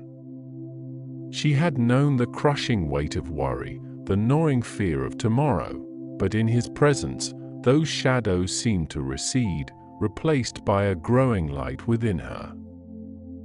Levi, his scroll and stylus resting beside him, had been meticulously transcribing, his hand moving with a practiced swiftness that belied his former profession.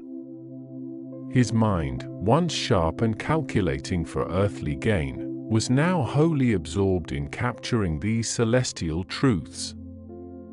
He had seen firsthand how worry could consume a man, how the pursuit of wealth could harden a heart and blind one to true riches. The teachings on seeking the kingdom first had struck him with particular force, a powerful affirmation of the radical change he had embraced, leaving behind his tax booth for this uncertain, yet infinitely more fulfilling, path.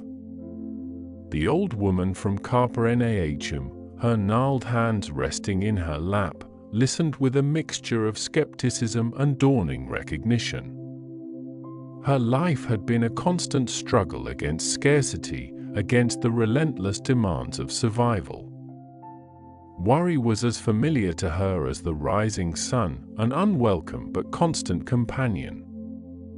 She had always believed that vigilance, foresight, and a careful hoarding of resources were the keys to enduring.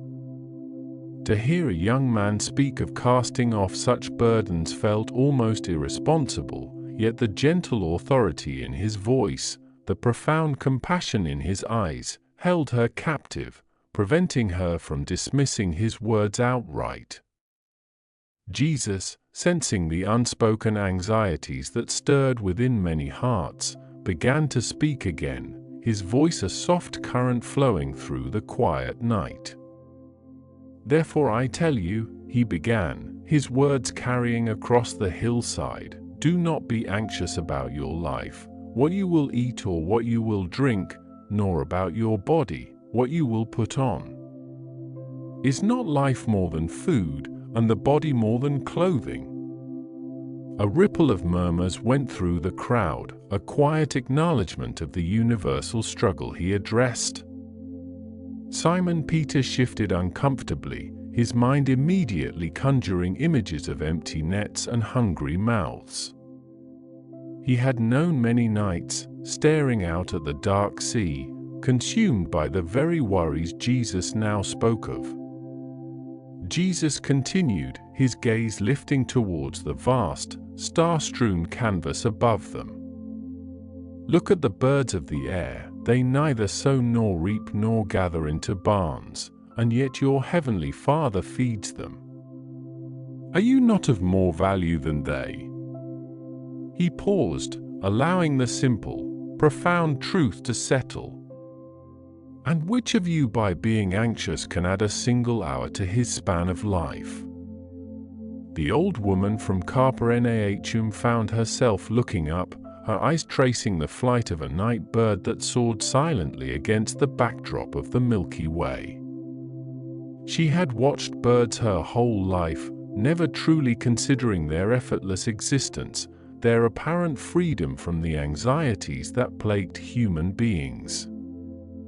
A tiny seed of wonder began to sprout in the hardened soil of her skepticism. Then Jesus turned his attention to the ground, his hand gesturing towards the hillside where wild lilies bloomed in delicate profusion, their pale petals catching the faint moonlight. "And why are you anxious about clothing? Consider the lilies of the field, how they grow. They neither toil nor spin, yet I tell you, even Solomon in all his glory was not arrayed like one of these." His voice was gentle, almost a whisper, yet it carried immense power. "But if God so clothes the grass of the field, which today is alive and tomorrow is thrown into the oven, will he not much more clothe you, O you of little faith?" Mary Magdalene felt a tear trace a path down her cheek, a tear not of sorrow, but of profound relief. The image of the lilies, so perfectly arrayed without effort, spoke directly to her soul. She had spent so much of her life striving, trying to earn acceptance, to cover her perceived inadequacies, and now, this simple truth, spoken under the silent stars, dissolved those burdens. She felt an unburdening, a lightness she hadn't known was possible. Levi, his stylus momentarily still, looked at the lilies, their fragile beauty a stark contrast to the harsh realities of their world. He remembered his days as a tax collector, meticulously counting every coin, every garment, every possession, believing that security lay in accumulation. Now, he saw the true, effortless abundance of creation, a testament to a divine provision far beyond human striving. His heart swelled with a quiet gratitude for the path he had chosen, for the freedom from the relentless, soul-crushing pursuit. Therefore do not be anxious, saying, "What shall we eat?" or "What shall we drink?" or "What shall we wear?" Jesus continued, his voice resonating with a deep, unwavering conviction. "For all these things the Gentiles seek. Your heavenly Father knows that you need them all. But seek first the kingdom of God and his righteousness, and all these things will be added to you." He paused, letting the profound promise hang in the cool night air. "Therefore do not be anxious about tomorrow, for tomorrow will be anxious for itself. Sufficient for the day is its own trouble." Simon Peter, listening intently, felt a profound shift within him. The words were not a dismissal of responsibility, but an invitation to a deeper trust, a radical reorientation of priorities. He imagined casting his nets, not with the gnawing fear of failure, but with a quiet confidence in a Father who knew his needs. It was a challenging thought, one that would require a complete reshaping of his ingrained habits, but for the first time, he saw a path to a peace he had always longed for, a peace that transcended the fickle whims of the sea and the demands of the world. As the echoes of "Do not be anxious" faded into the vastness of the night, a new quiet settled, a contemplative hush. The air grew slightly cooler, and a gentle breeze rustled through the olive trees on the slope, carrying the scent of damp earth. The stars above seemed to pulse with an even brighter intensity, as if bearing witness to the profound truths being unveiled.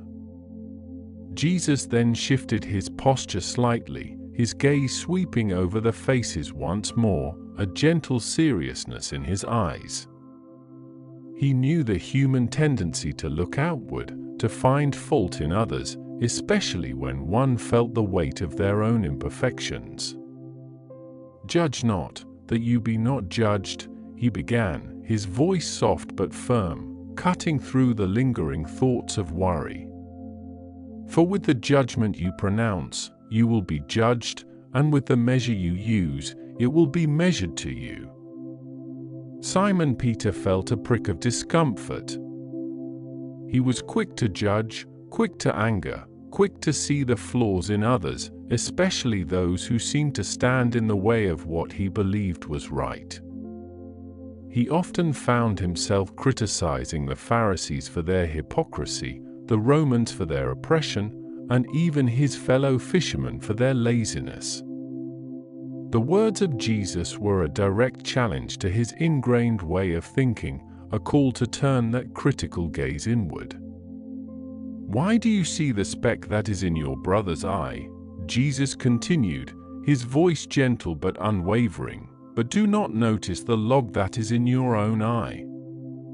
Or how can you say to your brother, 'Let me take the speck out of your eye,' when there is the log in your own eye?" He paused, allowing the vivid imagery to sink in, painting a picture of self-deception and hypocrisy. "You hypocrite, first take the log out of your own eye, and then you will see clearly to take the speck out of your brother's eye." Mary Magdalene felt a deep resonance with these words. She had known the sting of judgment, the harsh condemnation from those who saw only her past, never her heart. She also knew the temptation to judge others, to find solace in pointing out their flaws as a way to deflect from her own. But Jesus' words offered a different path, a path of humility and self-reflection, a recognition that true compassion began with understanding one's own struggles. It was a liberating thought, freeing her from the cycle of judgment and condemnation. Levi, who had once meticulously judged men by their wealth and their ability to pay taxes, and had in turn been judged harshly by society, found himself nodding slowly.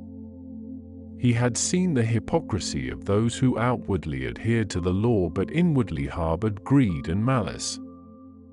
He had also felt the sting of their judgment, even as he himself had been complicit in a corrupt system.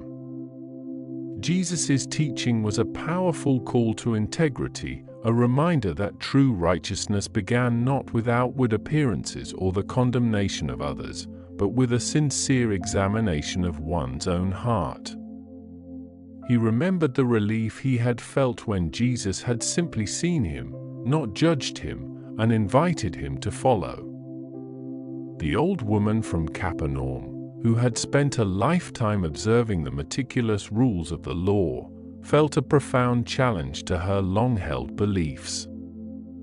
She had always prided herself on her adherence to tradition, and often, in her heart, found herself judging those who seemed less devout, less observant. The image of the log in her own eye was startling, forcing her to confront the subtle pride and self-righteousness that had crept into her own spiritual practice. It was a humbling moment, a quiet internal shifting of perspective, as she began to understand that true righteousness was not about external performance, but about the purity of the heart. Jesus then offered a practical wisdom, a gentle caution against misplaced efforts. "Do not give dogs what is holy, and do not throw your pearls before pigs, lest they trample them underfoot and turn to attack you." It was a reminder to discern, to share sacred truths with those whose hearts were open to receive them, rather than casting them carelessly before those who would only scorn and reject them. It was not a call to exclusivity, but to wisdom and protection of the sacred. As these words settled, a new sense of introspection fell over the hillside. The gentle lapping of the waves from the Sea of Galilee below seemed to echo the quiet turning of hearts, the internal wrestling with profound truths. The air, now cooler and carrying a hint of dew, felt fresh and clean, as if the very atmosphere itself had been purified by the teachings. Then Jesus' voice, imbued with a renewed sense of encouragement and hope, filled the night once more. Ask, and it will be given to you. Seek, and you will find. Knock, and it will be opened to you. His words were a warm embrace, a direct invitation to engage with the divine, to actively pursue the truths he had been speaking. Simon Peter, who had always been a man of action, felt a surge of hope. This was something he could grasp, something he could do. He had always prayed, but often with a sense of obligation or desperation. Now, Jesus was speaking of a dynamic, interactive relationship, a persistent seeking that promised a profound discovery. He imagined himself knocking on a door, not with trepidation, but with a confident expectation that it would open. For everyone who asks receives, Jesus continued, his voice a steady, unwavering assurance, and the one who seeks finds, and to the one who knocks it will be opened. He painted a picture of a benevolent father, eager to respond to the earnest desires of his children. Or which one of you, if his son asks him for bread, will give him a stone? Or if he asks for a fish, will give him a serpent? He paused, allowing the absurdity of such a thought to highlight the unconditional love of the divine. If you then, who are evil, know how to give good gifts to your children, how much more will your Father who is in heaven give good things to those who ask him? Mary Magdalene felt a profound sense of affirmation. She had often felt unworthy to ask for anything, carrying the weight of her past. But Jesus' words were a direct invitation, a reassurance that her heavenly Father saw her, loved her, and desired to give her good things. It was a powerful antidote to the shame and unworthiness she had carried for so long, replacing it with a radiant hope and a sense of belonging. The stars above seemed to twinkle in agreement, reflecting the light that was now shining so brightly within her. Levi, his stylus now moving with renewed purpose, felt a deep sense of encouragement. He had sought redemption, sought a new life, and he had found it in Jesus. Now, he understood that this seeking was not a one-time event, but a continuous journey, a persistent asking and knocking. The promise that everyone who asks receives was a powerful validation of his own transformation and an inspiration to continue his diligent pursuit of spiritual truth. He imagined the words he was writing, these precious teachings, as the very good things that would be given to those who sought them. The old woman from Capernaum, her initial skepticism now almost entirely dissolved, felt a warmth spread through her chest. She had always believed in a distant, powerful God, one who demanded strict adherence to the law. But Jesus spoke of a Father, a loving, generous Father who desired to give good gifts. It was a profoundly comforting image, one that softened the edges of her rigid faith and filled her with a gentle hope. She realized that her lifelong striving, her meticulous observance, had perhaps been a way of trying to earn what was already freely offered, if only she would ask, seek, and knock with a trusting heart. Jesus concluded this segment of his teaching with a distillation of all that he had been saying, a golden rule that encapsulated the essence of his revolutionary message. So whatever you wish that others would do to you, do also to them, for this is the law and the prophets. It was a simple, yet profoundly challenging principle, a call to radical empathy and selfless action that transcended all other commandments. A deep quiet settled over the hillside once more, a profound understanding dawning in the hearts of those who listened.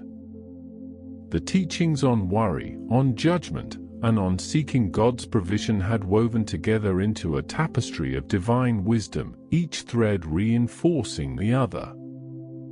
The cool night air, still carrying the scent of wild herbs, seemed to hold the weight of these truths, as if the very landscape had been transformed by the words spoken. The distant lapping of the waves from the Sea of Galilee below continued its rhythmic lullaby, a constant, soothing presence in the vast, star-dusted night. The small fishing villages on the shoreline twinkled faintly, their lights a gentle counterpoint to the infinite brilliance above. The world, with all its anxieties and judgments, seemed to recede, replaced by the profound, comforting presence of a truth that promised freedom, hope, and an unwavering connection to a loving, providing Father. The seeds of transformation, sown under the vast, silent canvas of the Galilean night, were taking root, promising a harvest that would forever change the landscape of human understanding. The world, indeed, would never be the same. The world, with all its anxieties and judgments, seemed to recede, replaced by the profound, comforting presence of a truth that promised freedom, hope, and an unwavering connection to a loving, providing Father.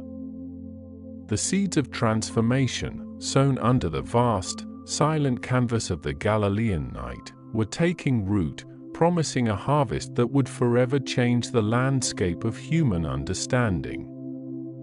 The world, indeed, would never be the same. As the final, resonant words about the Father's boundless provision settled into the cool night air, a hush fell once more upon the assembled multitude, deeper and more contemplative than before. The earlier teachings had been like a gentle rain, nourishing the parched earth of their souls, but now, Jesus' voice, though still imbued with that same profound calm, took on a distinct edge of solemnity, a quiet urgency that compelled every ear to listen with renewed intensity. He shifted slightly on the rocky outcrop, his gaze sweeping across the faces illuminated by the flickering oil lamps and the soft starlight, meeting each one with an unwavering directness that seemed to pierce through the layers of their daily concerns. "Enter through the narrow gate," he began, his voice a steady current against the distant whisper of the waves. "For wide is the gate and broad is the road that leads to destruction, and many enter through it. But small is the gate and narrow is the road that leads to life, and only a few find it." A collective intake of breath rippled through the crowd, a subtle tremor of understanding passing from one listener to another. The air, already cool, seemed to grow heavier, charged with the weight of this stark declaration. The young man from Tiberias, who had found himself drawn closer and closer to the teacher throughout the evening, felt a sudden, unexpected knot tighten in his stomach. His initial skepticism, which had been slowly eroding under the gentle force of Jesus' earlier words, now resurfaced, but not as defiance. Instead, it was a gnawing question, a tremor of doubt about his own path. He had always prided himself on his intellectual pursuits, on the breadth of his knowledge, believing that wisdom lay in the accumulation of many ideas, in the exploration of every philosophical avenue. Yet, Jesus spoke of a narrow path, a singular, demanding way. What did this truly mean for someone like him, who had always sought the expansive, the inclusive? His mind, accustomed to dissecting complex arguments, now wrestled with the profound simplicity of this challenge. He looked around at the faces near him, some etched with worry, others with a dawning comprehension, and he wondered if they, too, felt the sudden, uncomfortable shift from the comforting promise of divine love to the sobering reality of personal responsibility. Jude, ever the pragmatist, leaned forward, his brow furrowed in concentration. The earlier teachings of radical love, of turning the other cheek, had already presented a formidable challenge to his understanding of how God's kingdom would manifest on earth. He had envisioned a triumphant, powerful movement, sweeping away injustice with righteous might. But now, this talk of a narrow gate, a path found by only a few, felt like a tightening of the already demanding requirements. He had always striven for righteousness, meticulously observing the Mosaic law, but Jesus' words suggested that mere adherence to rules was not enough. This was about something deeper, something within the heart, a complete reorientation of one's entire being. He thought of his own struggles, the small compromises he sometimes made, the fleeting moments of anger or impatience he allowed himself. Were these the broad road? Was he, despite his earnest desire to follow, unknowingly treading on the path to destruction? A shiver, not of cold, but of profound self-examination, ran down his spine. He glanced at Jesus, whose face remained serene, yet held an undeniable gravity, and Jude knew that this was not a threat, but a profound, loving warning, an invitation to a more authentic, more demanding form of discipleship. Jesus continued, his voice a steady beacon in the vast darkness, guiding them through the implications of this narrow choice. Beware of false prophets, who come to you in sheep's clothing, but inwardly are ferocious wolves. You will recognize them by their fruits. Do people pick grapes from thorn bushes, or figs from thistles? Likewise, every good tree bears good fruit, but a bad tree bears bad fruit. A good tree cannot bear bad fruit, nor can a bad tree bear good fruit. Every tree that does not bear good fruit is cut down and thrown into the fire. Thus, by their fruit you will recognize them. The imagery was stark, visceral, painting a vivid picture in the minds of the listeners. The young man from Tiberias felt a flicker of recognition, a resonance with his own cynicism towards many of the religious leaders he had encountered. He had seen their outward piety, their elaborate rituals, yet he had also witnessed their hypocrisy, their avarice, their hunger for power. He had always judged them by their actions, by the disconnect between their lofty words and their often cruel deeds. Jesus' words, however, elevated this discernment from mere intellectual critique to a spiritual imperative. It wasn't enough to simply reject the false, one had to actively seek the true, to cultivate the inner garden that would bear good fruit. This wasn't about external authority, but about internal authenticity. The concept of fruit, the tangible outcomes of a person's life, their character, their impact on others, struck him as profoundly logical, yet imbued with a spiritual depth he hadn't anticipated. It was a practical, undeniable measure, far more revealing than any eloquent sermon or impressive display. Jude, too, found himself nodding slowly, a quiet understanding dawning within him. He had often been confused by the competing voices among the various sects, each claiming to possess the ultimate truth, each offering a different interpretation of the law. Some preached strict adherence to tradition, others advocated for radical social change, and still others focused on esoteric knowledge. Jesus' simple parable cut through the intellectual fog, providing a clear, undeniable metric. It wasn't about who spoke the loudest, or who performed the most miracles, or who quoted the most scripture. It was about the life they lived, the love they showed, the justice they pursued, the mercy they extended. He thought of the compassion Jesus had shown to the sick, the marginalized, the way he had spoken to the woman at the well, the way he had welcomed children. These were the fruits of a good tree, undeniable and pure. This teaching, though cautionary, also offered a profound sense of clarity, a way to navigate the often confusing landscape of spiritual claims. It placed the burden of discernment not on blind faith, but on careful, compassionate observation.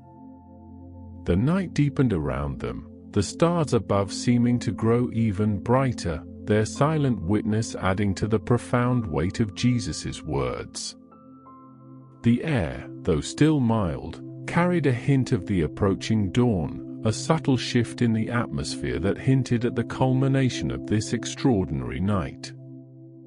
Jesus paused, allowing the gravity of his warnings to settle, then his gaze, full of an unwavering love and profound wisdom, once again swept over the faces before him, now etched with a mixture of awe, introspection, and a quiet, hopeful determination. "Not everyone who says to me, 'Lord, Lord,' will enter the kingdom of heaven," he declared, his voice resonating with an unshakable authority, "but only the one who does the will of my Father who is in heaven. Many will say to me on that day, 'Lord, Lord, did we not prophesy in your name, and in your name drive out demons, and in your name perform many miracles?' Then I will tell them plainly, 'I never knew you. Away from me, you revilers.'" This pronouncement, delivered with a quiet, sorrowful firmness, sent another ripple of profound unease through the crowd. It was a stark reminder that outward displays of piety, even seemingly miraculous ones, were not enough. The young man from Tiberias felt a chill that had nothing to do with the night air. He had always been wary of those who sought power through religious fervor, those who used the name of God to manipulate and control. Jesus' words validated his skepticism, but also deepened it, revealing that even those who genuinely believed they were serving God could be tragically mistaken if their actions did not align with the Father's true will. It was a call to radical sincerity, to an integrity that went beyond mere ritual or performance. He realized that the narrow gate was not just about what one believed, but how one lived that belief, with every fiber of their being. Jude, who had always striven to do what was right, felt a sudden, humbling realization. He had often measured his righteousness by his adherence to the law, by his participation in temple rituals, by his public prayers. But Jesus was speaking of something far more intimate, a deep, personal relationship with the Father, expressed through genuine obedience, not just outward conformity. The idea that one could perform great deeds in God's name, yet still be unknown to him, was a terrifying thought, a powerful challenge to his ingrained understanding of religious merit. He saw now that the will of the Father was not a set of rigid rules, but a living, breathing principle of love, mercy, and justice, woven into the very fabric of one's daily existence. It was a call to an inner transformation that transcended mere external observance. His heart, already softened by the earlier teachings, now felt a profound yearning to truly know the Father, and to be known by him, not through grand gestures, but through a life lived in humble, consistent obedience. Then, as if to solidify all that he had taught, to provide a tangible framework for this new understanding, Jesus delivered his concluding parable, his voice now imbued with a foundational authority that seemed to settle the very air around them.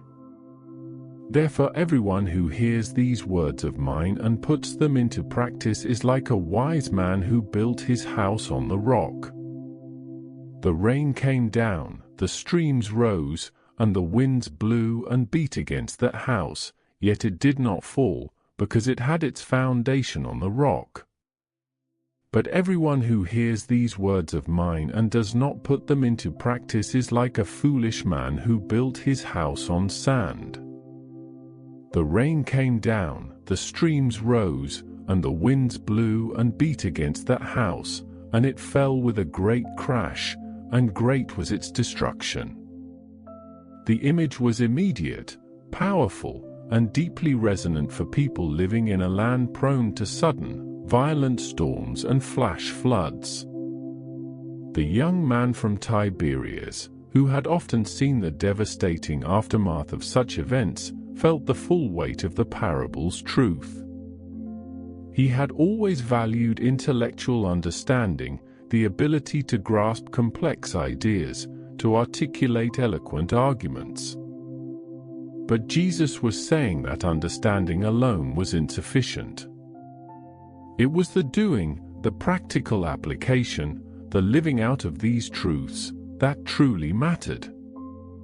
His mind, accustomed to building intricate philosophical structures on abstract concepts, now saw the profound wisdom in building one's life on the solid, unshakable foundation of these teachings. He imagined the torrential rains, the raging torrents, the fierce winds, and he knew, with a certainty that transcended mere logic, that only a life built on such an enduring foundation could withstand the inevitable storms of existence.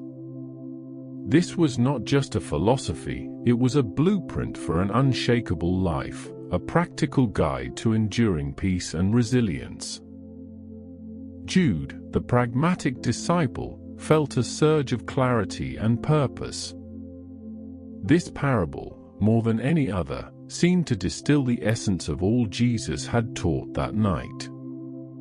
It was a call to action, a definitive statement that faith was not merely belief, but lived obedience.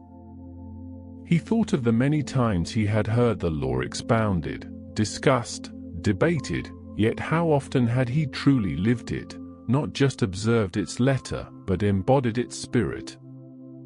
He realized that the narrow gate, the discernment of false prophets, the understanding of the Father's will, all these converged on this single, crucial point, the practical application of Jesus's words. He pictured himself, a builder, meticulously laying stone upon stone, ensuring that each action, each decision, each word spoken, was firmly rooted in the teachings he had heard this night. The path might be challenging, the demands great, but the promise of an unshakable foundation, a life that could withstand any storm, filled him with a profound sense of hope and resolute determination. This was not just a sermon, it was a foundational truth, a divine architecture for living. As Jesus concluded, a profound silence descended upon the mountain slope, deeper and more encompassing than any before. The distant lapping of the waves seemed to echo the rhythmic beat of their own hearts, now profoundly stirred, profoundly challenged, profoundly moved. The stars above, still countless and brilliant, seemed to twinkle with a knowing light, reflecting the eternal truths that had just been spoken. The scent of wild herbs, carried on the gentle breeze, mingled with the lingering warmth of the lamps, creating an atmosphere of quiet reverence. Each person present, from the most devout follower to the most skeptical observer, felt the indelible mark of this night, the quiet, revolutionary power of words that had cut through the superficialities of their world and laid bare the very essence of true life.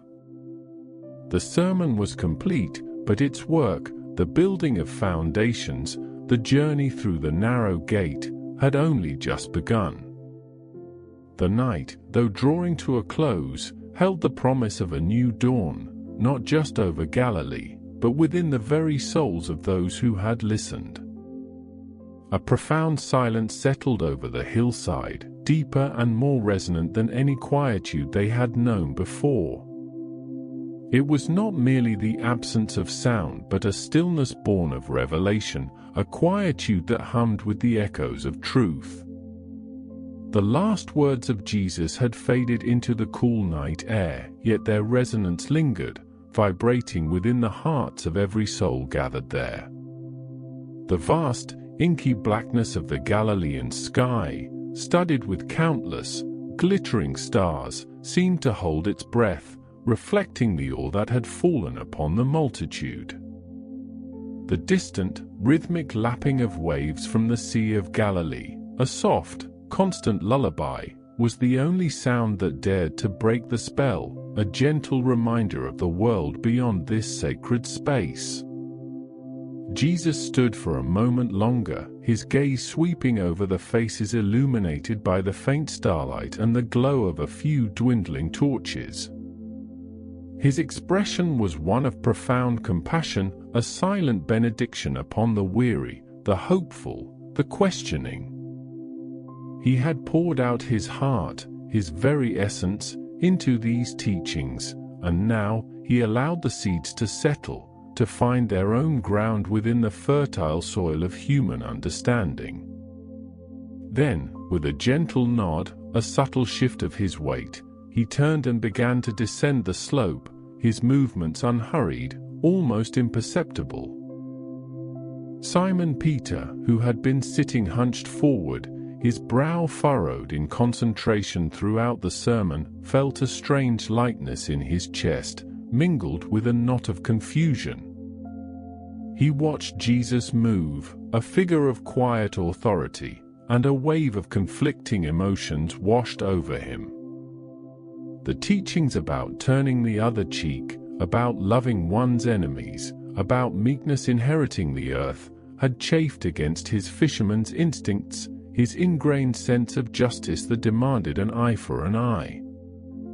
He had always imagined the Messiah as a conquering king, a powerful leader who would cast off the Roman yoke with a mighty hand, not one who spoke of humility and inner purity. Yet, as Jesus spoke, a different kind of power had emanated from him, a quiet strength that had somehow softened the hard edges of Peter's own heart. He had felt it, a gentle tug, a quiet insistence that there was another way, a path he had never considered. He rose slowly, his sturdy frame feeling oddly pliant, and his eyes, usually so quick to anger or enthusiasm, were now filled with a thoughtful, almost bewildered, wonder. He looked at the faces around him, seeing the same quiet reflection, the same stunned contemplation, and knew he was not alone in this profound disquietude. Mary Magdalene, her face bathed in the soft glow of a nearby torch, felt a profound sense of peace settle over her, a warmth that spread from her chest to her fingertips. Every word Jesus had spoken had resonated with a deep truth within her, affirming the path she had chosen, the transformation she had experienced. The emphasis on inner purity, on the sincerity of the heart rather than outward show, had spoken directly to her own journey from a life of suffering and societal judgment to one of grace and acceptance. She had felt a quiet joy bloom within her as he spoke of forgiveness, of mercy, of the boundless love of God. Her past, once a heavy cloak of shame, now felt like a distant memory, replaced by a radiant hope. She watched Jesus walk away, a silent prayer of gratitude forming on her lips, a renewed resolve to live by these radical truths, to embody the love and compassion he had so eloquently described. Her gaze lingered on the departing figure, a beacon in the starlit night, and she knew, with an unwavering certainty, that her life's purpose lay in following his light. Levi, the former tax collector, sat with his scroll still clutched in his hand, his stylus resting idly beside him. He had meticulously recorded every word, his skilled hand moving with a speed born of years of detailed accounting, but now his mind was no longer on the act of transcription. He was lost in the implications of what he had written, the revolutionary nature of the words that now filled the pages before him. The teachings on mercy, on forgiveness, on the true meaning of wealth, not in earthly possessions but in spiritual treasures, had struck him with a particular force. He had abandoned a life of material gain, of ostracism and greed, for the uncertainty of following Jesus, and tonight, every doubt, every lingering regret, had been utterly dissolved. His choice had been validated, his new path illuminated with a clarity that brought tears to his eyes. He imagined the future, the generations yet to come, who would read these words, and a quiet sense of purpose, a profound responsibility, settled upon him. He would be the keeper of these truths, the meticulous scribe who would ensure their enduring legacy. An old woman from Capernaum, her face etched with the wisdom of many years, slowly unfurled her gnarled fingers from the shawl she had been clutching. Her initial skepticism, a lifetime's habit of adhering strictly to the law, had been gently, yet profoundly, challenged. She had always believed that righteousness came from meticulous observance, from the countless rules and traditions passed down through generations. But Jesus had spoken of a righteousness that came from the heart, a purity of intention that transcended mere outward acts. He had reinterpreted the law, not to abolish it, but to fulfill it, to reveal its deeper, more compassionate meaning. She had listened, her mind wrestling with concepts that overturned decades of ingrained belief, and gradually, a new understanding had begun to dawn. It was as if a heavy veil had been lifted, revealing a gentler, more loving God than the one she had known through strict injunctions. A faint, almost imperceptible smile touched her lips, a testament to the quiet revolution unfolding within her aged heart. She felt a lightness she hadn't known in years, a sense of grace that promised a different kind of peace. The young man from Tiberias, who had arrived with a spirit of intellectual curiosity and a readiness to challenge, now found himself utterly disarmed. His usual critical faculties, honed by philosophical debates and a healthy skepticism of charismatic figures, had been rendered silent. The profound simplicity of Jesus's words, their moral clarity and undeniable truth, had bypassed his intellectual defenses and spoken directly to a deeper, yearning part of him. The Beatitudes, with their radical pronouncements of blessing upon the meek, the poor in spirit, the peacemakers, had resonated with an unexpected power. And the call to love one's enemies, to pray for those who persecuted them, had shattered his preconceived notions of justice and power.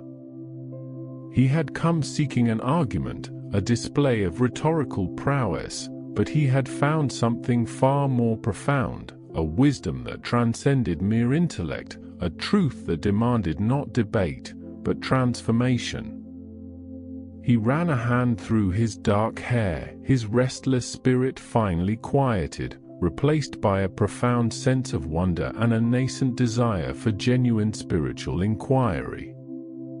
He knew, with a sudden, startling clarity, that his life would never be the same.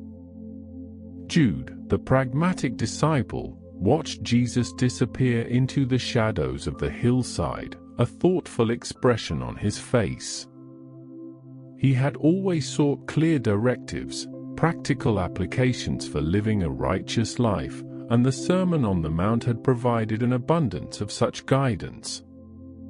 Yet, it had also presented a challenge, a demanding call to internal transformation that went far beyond simple rules. The concept of the narrow gate, of striving for a righteousness that surpassed that of the scribes and Pharisees, had weighed heavily on him. He understood the responsibility, the immense undertaking of living out these radical principles, and a sense of both awe and trepidation filled him. He knew that following Jesus was not merely about listening to words, but about embodying them, about allowing them to reshape one's very being. He looked at his fellow disciples, a silent communion passing between them, a shared understanding of the monumental task that lay ahead. His commitment, already strong, had deepened into an unwavering resolve, a quiet determination to understand and apply every demanding principle. As the last of Jesus's form vanished into the starlit darkness, a collective sigh, almost imperceptible, rippled through the remaining crowd. They began to stir, slowly, reluctantly, as if waking from a profound dream. There was no clamor, no excited chatter, only hushed murmurs and the soft shuffling of feet on the dusty ground. Each person carried a piece of the night's revelation within them, a seed planted in the quiet chambers of their hearts. They rose, some with difficulty, their bodies stiff from hours of sitting, but their spirits felt strangely renewed, invigorated by a truth that transcended physical comfort. The air grew cooler as the night deepened, carrying the fresh scent of wild herbs and damp earth, a gentle reminder of the natural world that had borne witness to this extraordinary event. The stars above seemed to glitter with an even greater intensity, as if reflecting the divine light that had just been shared. The distant lapping of waves from the Sea of Galilee continued its soft, rhythmic song, a constant, comforting presence. Families huddled together, their eyes meeting in silent understanding. Friends walked arm in arm, their usual boisterous conversations replaced by a quiet companionship. Strangers exchanged knowing glances, a shared experience forging an unspoken bond between them. There was an undeniable sense of unity, a quiet revolution stirring in the hearts of hundreds who had come from all corners of Galilee and beyond. They had witnessed something truly extraordinary, something that would forever alter the landscape of their lives. The journey down the gentle slope was slow, deliberate. Each step felt different, imbued with a new purpose, a fresh perspective. The path that had seemed familiar hours earlier now felt like a threshold, a passage from one understanding of the world to another. The lights of the small fishing villages below, once mere distant twinkles, now seemed to beckon with a new significance, representing the world they were returning to, a world they were now called to transform. As they dispersed into the night, heading back to their homes, their villages, their lives, the profound silence of the hillside began to dissipate, replaced by the gentle sounds of departure. But the echoes of truth, the quiet, revolutionary power of Jesus's words, would not fade. They would linger in the cool night air, carried on the gentle breeze, whispered by the lapping waves, and most importantly, they would resonate within the hearts and minds of those who had listened, shaping their thoughts, guiding their actions, and illuminating their path forward. The night, though drawing to a close, had indeed ushered in a new dawn, not just over Galilee, but within the very souls of those who had been forever changed by the quiet, powerful voice that had spoken under the vast, star-dusted sky. Their journey, the building of foundations, the striving for the narrow gate, had truly begun. The quiet, profound words of the Nazarene had settled over the hillside, not like a heavy cloak, but like a gentle, pervasive mist, permeating every soul present. The last echoes of his voice had faded into the vast expanse of the Galilean night, leaving behind a silence far deeper than any before, a silence filled not with emptiness, but with the reverberation of truth. The stars, now even more numerous and brilliant, seemed to pulse with a knowing light, reflecting the quiet awe that had descended upon the multitude. Slowly, almost imperceptibly, the gathering began to stir. There was no rush, no clamor, only a gradual, respectful uncoiling of limbs, a soft rustle of cloaks, as if each person feared to break the fragile spell woven by the sermon. Heads, once bowed in contemplation, lifted to the heavens, then turned to gaze at one another, a shared understanding passing between strangers. The cool night air, carrying the scent of wild thyme and damp earth, felt like a benediction, a gentle hand guiding them back to the world, yet a world forever altered. Simon Peter, his broad shoulders slumped slightly, remained seated for a long moment, his gaze fixed on the distant, shimmering surface of the Sea of Galilee.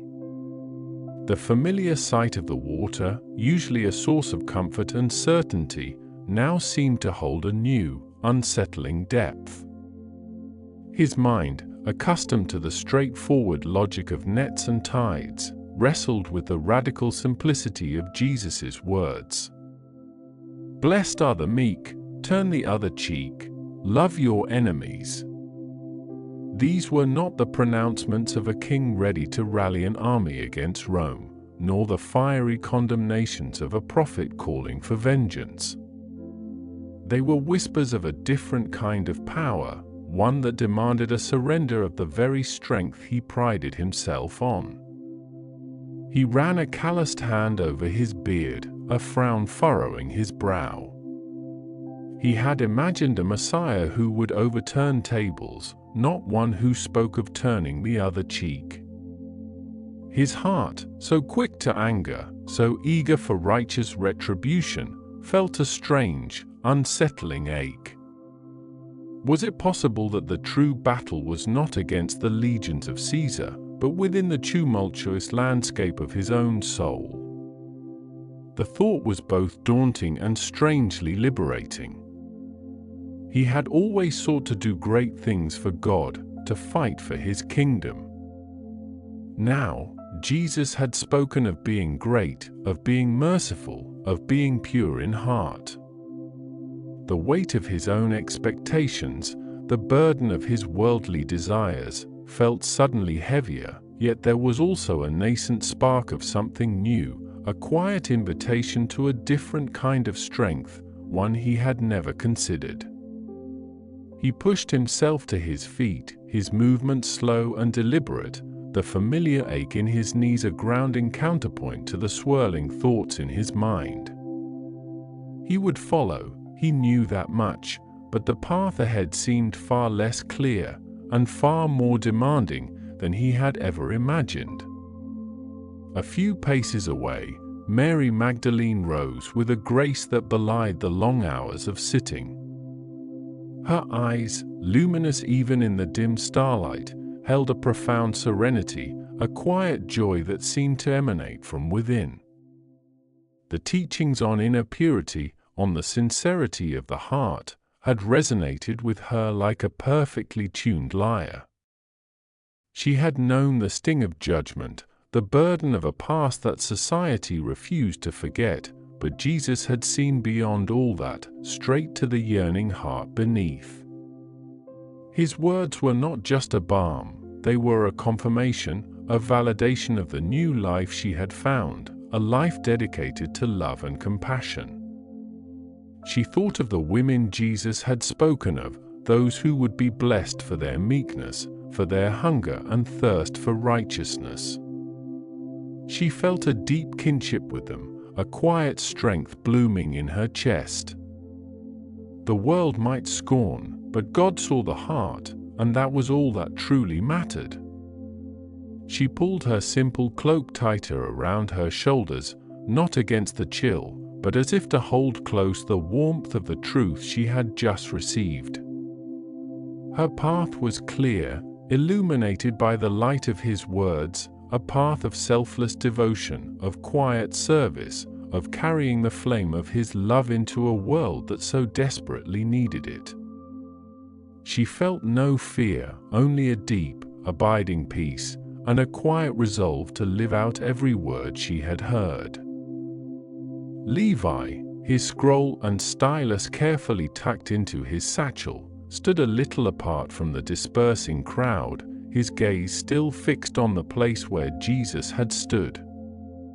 His usually observant eyes were now turned inward, reflecting on the profound implications of what he had heard. The teachings on mercy and forgiveness, on the true meaning of wealth, had pierced him deeply. He, who had once measured his worth in denarii and drachmas, who had built his life on the accumulation of earthly treasures, now understood the ephemeral nature of such things. The kingdom of heaven, Jesus had said, was not built with gold, but with humility, with purity of heart, with a willingness to suffer for righteousness' sake. He remembered the scornful glances, the whispered curses, the ostracism that had been his constant companion as a tax collector. He had sought acceptance through power and wealth, only to find himself more isolated than ever. Now, Jesus offered a different kind of acceptance, one that transcended social standing, one that embraced the outcast and elevated the humble. Levi felt a profound sense of gratitude, a quiet awe at the radical transformation that had begun within him. He touched the smooth, cool surface of his scroll, a silent promise forming in his heart. These words, these precious, life-altering words, must not be lost.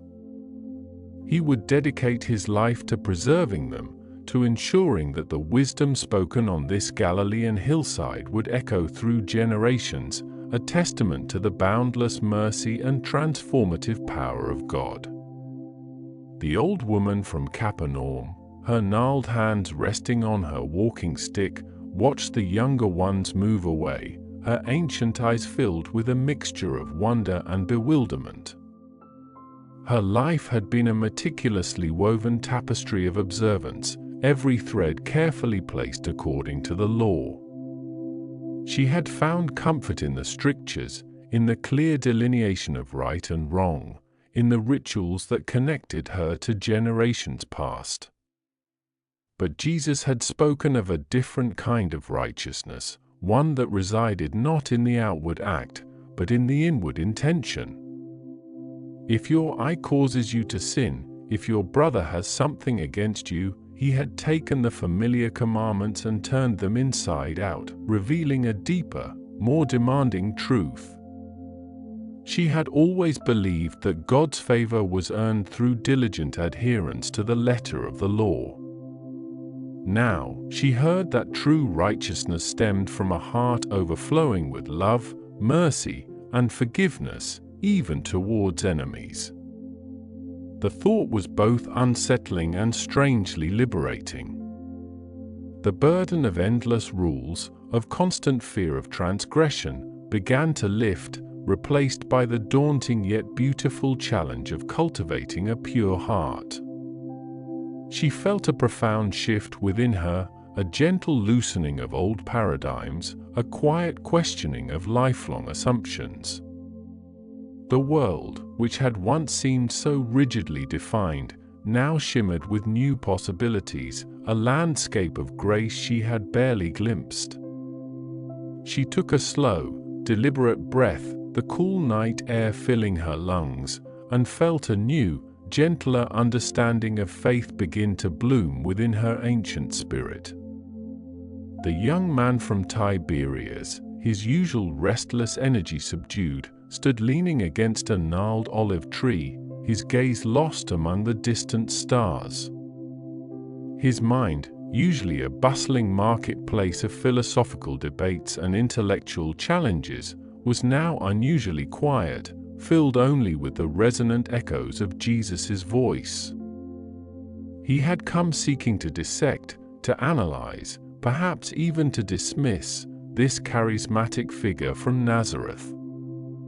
He had expected grand pronouncements, political rhetoric, or perhaps the intricate theological arguments of the scribes.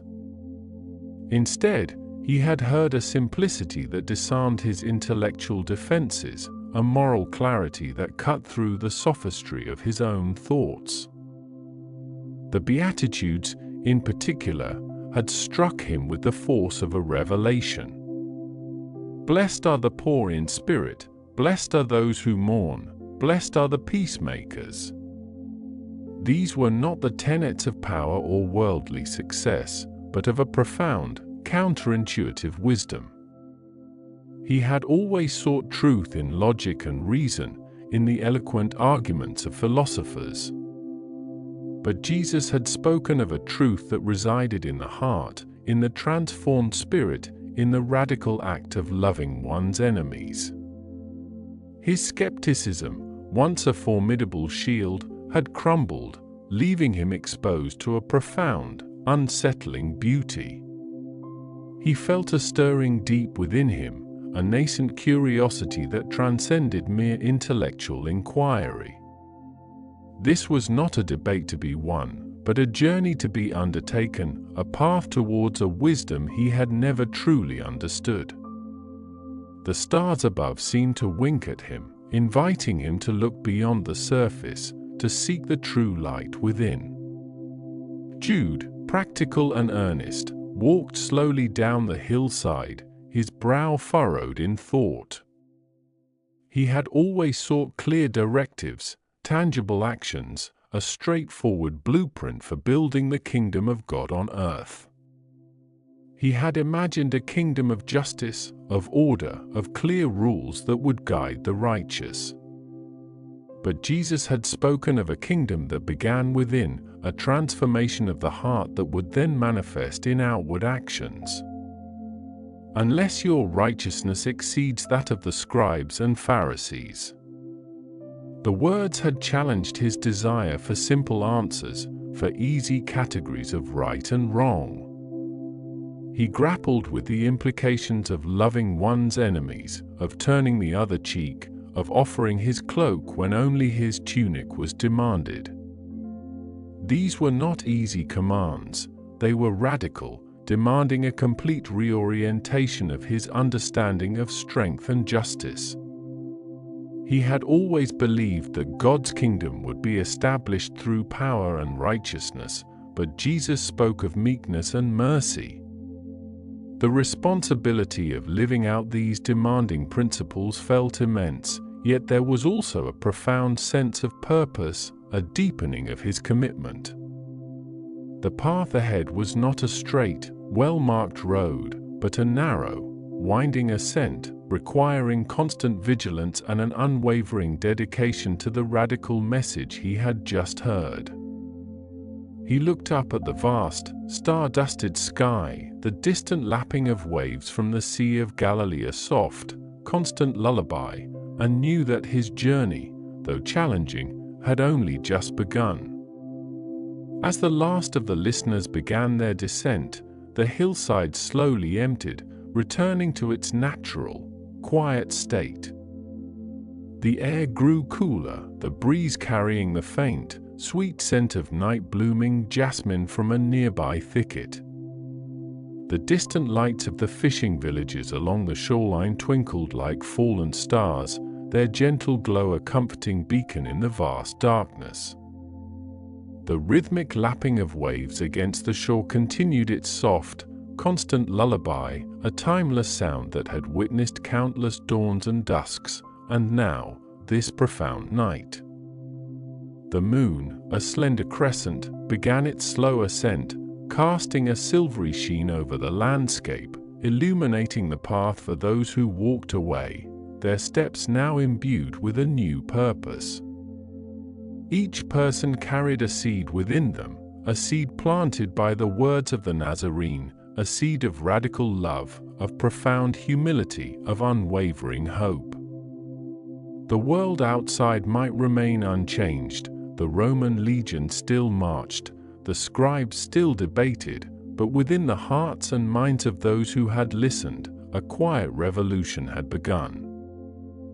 The stars, countless and brilliant, continued their silent vigil, their light traveling across unimaginable distances to reach the Galilean sky, just as the word spoken on that hillside would travel through time, across continents, touching souls for generations to come.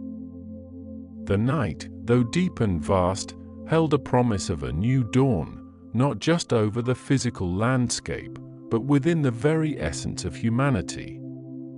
The world slept, but the light of understanding, kindled on that quiet hillside, would continue to burn, a beacon of hope, carried within the hearts of those who had heard, and who would now strive to live the truth.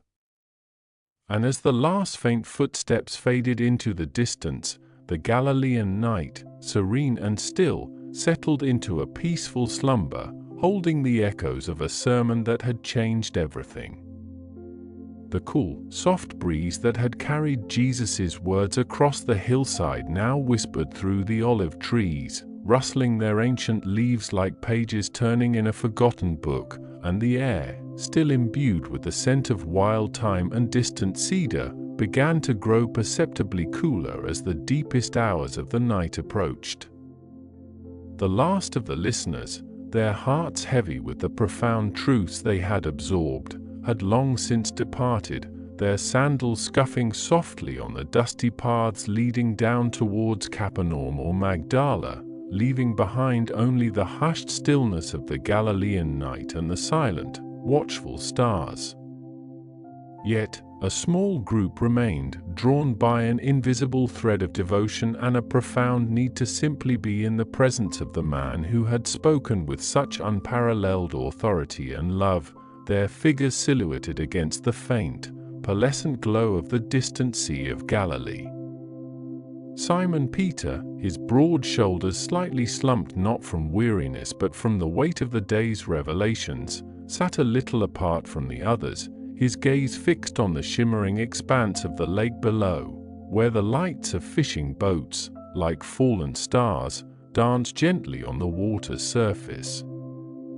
He had spent his entire life on those waters, understanding their moods and mysteries with an intuitive grasp, yet tonight, the depths of his own soul felt far more vast and unfathomable than any sea, stirred by the radical call to a different kind of net casting, a different kind of harvest.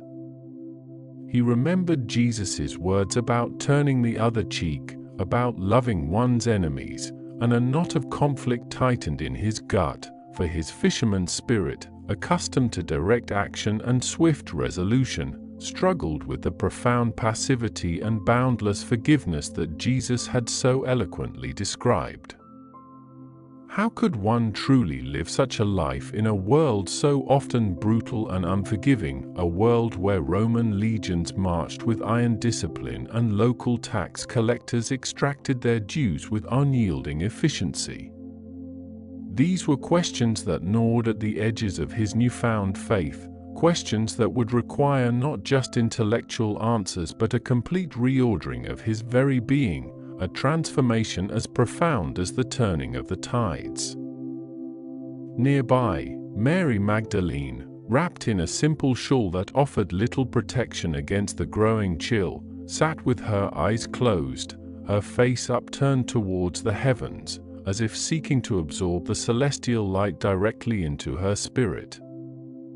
The sermon had washed over her like a cleansing river, dissolving layers of past burdens and societal judgments, leaving her feeling lighter, more whole than she had ever believed possible, and the echoes of Jesus' voice, particularly his tender admonitions against judging others and his boundless compassion for the downtrodden, resonated deep within her, a balm to wounds she had carried for years. She had known the sting of public scorn, the isolating chill of being an outcast, and in Jesus's words, she found not just acceptance, but a profound affirmation of her inherent worth, a quiet dignity bestowed upon her by a love that saw beyond superficial appearances and societal labels. The concept of the pure in heart seeing God had struck her with particular force, for she yearned for such clarity, such unblemished vision, and she resolved in that quiet moment to cultivate an inner landscape of purity, tending to her thoughts and intentions with the same meticulous care she would give to a precious garden. Levi, also known as Matthew, sat hunched over a small scroll, not writing, but tracing the faint lines of its parchment with a thoughtful finger, his usual meticulousness replaced by a contemplative stillness. His former life as a tax collector, a life of precise accounting and often unpopular enforcement, now seemed a distant, almost alien dream, a stark contrast to the boundless generosity and radical selflessness that Jesus had preached. He had been trained to quantify, to measure, to exact, and now he was being asked to give, to forgive, to love without measure, a paradigm shift that felt both exhilarating and terrifying. The idea of storing up treasures in heaven, where moth and rust could not corrupt, resonated deeply with him, for he had seen firsthand the ephemeral nature of earthly wealth, its ability to corrupt hearts and crumble into dust, and he understood, perhaps more acutely than many, the true value of an imperishable inheritance. He wondered how he could apply the principles of the sermon to the mundane realities of daily life, how to transform the cold arithmetic of his past into the warm, boundless algebra of divine love, and he knew that this would be his lifelong endeavor, a continuous process of unlearning and relearning. A little further down the slope, the old woman from Capernaum, her face a roadmap of life's joys and sorrows, sat with her gnarled hands clasped in her lap, her eyes, though dim with age, sparkling with a newfound understanding. She had lived through countless seasons, seen empires rise and fall, and witnessed the ebb and flow of human kindness and cruelty, yet never had she heard words that so perfectly articulated the deepest longings of her soul, the quiet yearning for peace and justice that had always resided within her. The Beatitudes, in particular, had spoken to her weary heart, promising comfort to those who mourned, satisfaction to those who hungered for righteousness, and a glimpse of God to the pure in heart, and she felt a profound sense of validation, a recognition of her own quiet struggles and steadfast faith, even in the face of life's inevitable hardships.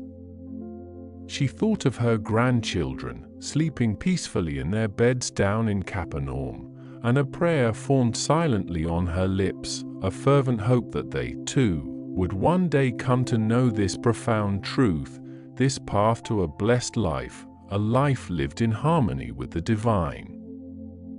The young man from Tiberias, still somewhat restless despite the late hour, found himself drawn to the quiet strength emanating from Jesus, who sat a short distance away, his silhouette framed by the distant, towering peaks of the Golan Heights. He had come to the sermon with a cynical heart, a mind filled with the philosophical debates of the Roman academies he had briefly attended, skeptical of any easy answers or simplistic pronouncements, but Jesus's words had cut through his intellectual defenses, piercing the layers of his carefully constructed skepticism with the sharp, undeniable truth of their compassion and wisdom. The call to be salt of the earth and a light of the world had ignited a spark within him, a nascent desire to contribute something meaningful, something lasting, to a world that often felt devoid of purpose, and he began to envision a life not of detached observation, but of active engagement, of striving to embody the principles of justice and mercy that Jesus had so powerfully articulated. He felt a profound sense of responsibility stirring within him, a recognition that knowledge, without action, was merely a hollow echo, and he knew that his journey had only just begun. Jude, also known as Thaddeus, a man of quiet devotion and unwavering loyalty, sat closest to Jesus, his head bowed in silent contemplation, his heart overflowing with a mixture of awe and humble gratitude. He had followed Jesus for many months, witnessing countless miracles and hearing countless parables, but this sermon, delivered under the vast canopy of the Galilean night, felt different, more foundational, a blueprint for an entirely new way of living, a radical redefinition of what it meant to be truly human. The emphasis on inner transformation, on the purity of intention rather than mere outward observance, resonated deeply with his own earnest desire for genuine righteousness, for a faith that permeated every fiber of his being, not just a superficial adherence to rules. He understood that the path Jesus laid out was not an easy one, that it demanded sacrifice and unwavering commitment, but he also knew, with an unshakable certainty, that it was the only path to true freedom, to a life lived in alignment with the divine will, and he felt a profound sense of peace settle over him, a quiet resolve to walk that path, no matter the cost. Jesus himself remained perfectly still, his eyes open and gazing out over the sleeping landscape, his presence a silent anchor in the vastness of the night, his face illuminated by the soft, ethereal glow of the rising moon, which now cast long, shifting shadows across the ancient stones. He felt the weight of humanity's hopes and fears, the immense responsibility of the message he had delivered, and the boundless love that fueled his every word and action, a love that sought to awaken the divine spark within every soul. He knew that the seeds he had sown tonight would take root in different ways, some quickly, some slowly, some in fertile ground, some on rocky soil, but he also knew, with an unwavering faith, that the truth, once spoken, could never truly be extinguished, that it would continue to resonate through the ages, transforming hearts and minds long after his own physical presence had departed. The quiet murmur of the wind through the tall grasses seemed to carry his unspoken prayers, prayers for strength, for understanding, for the courage to embrace the radical love that was the very essence of the kingdom he proclaimed. As the moon climbed higher, painting the entire landscape in shades of silver and deep indigo, a profound stillness descended upon the hillside, broken only by the distant hoot of an owl or the gentle rustling of a nocturnal creature in the underbrush, and the air grew sharper, carrying the distinct, earthy scent of damp soil and blossoming night jasmine. Simon Peter, unable to contain the torrent of thought swirling within him, finally shifted, turning his gaze from the lake to the serene figure of Jesus. "Master," he began, his voice a low rumble, hesitant yet earnest, "these words, they are like nothing I have ever heard. To love those who persecute us, to pray for those who despitefully use us, it feels like asking a fish to fly or a stone to float." He paused, searching for the right words to articulate the depth of his internal struggle, the chasm between the ideal and the perceived impossibility of its execution. "My whole life, I have known justice to be an eye for an eye, a tooth for a tooth. How can we truly live this way, in a world that demands strength and retaliation?" Jesus turned his head slowly, his eyes, deep and luminous even in the dim light, meeting Peter's with an expression of profound understanding and boundless patience. "Simon, my friend," Jesus replied, his voice soft yet resonant, like the gentle strumming of a lyre, "the world you speak of, the world of retaliation and earthly justice, is indeed a powerful current, pulling many into its relentless flow. But the kingdom of heaven, which I speak of, operates by a different law, a law not of retribution, but of transformation, a law that seeks not to punish evil, but to overcome it with good.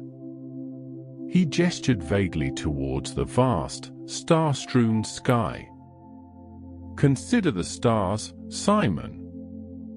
They do not fight against the darkness, they simply shine. Their light does not diminish the darkness, it transforms it, making it beautiful, revealing the path. Mary Magdalene, her eyes now open, leaned forward slightly, her voice a soft murmur. But Master, the world often seems so full of darkness. How can our small lights, our individual acts of love, truly make a difference against such a vast shadow?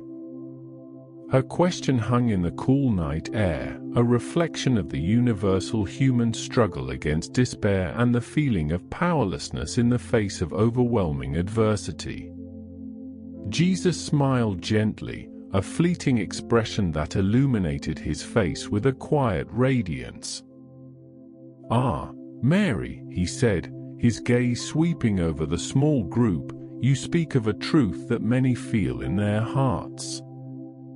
But remember, a single lamp, lit in the deepest night, can pierce the gloom and guide many feet.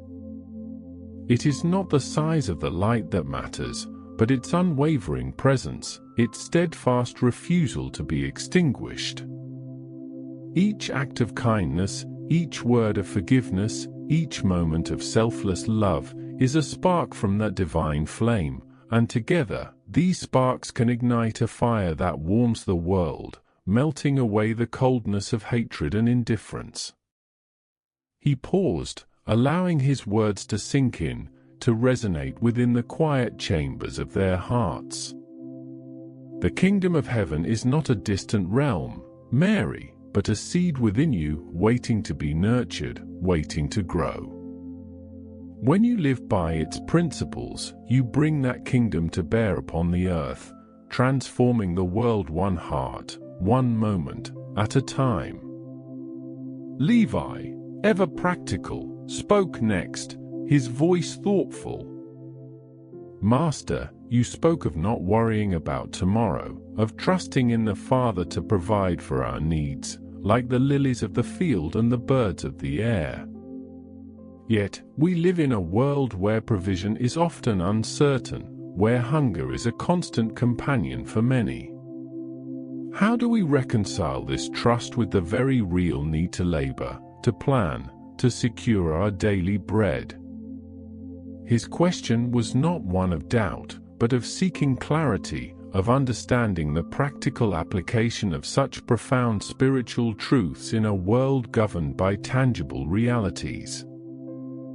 Jesus turned his attention to Levi, his expression conveying a deep understanding of the former tax collector's pragmatic concerns.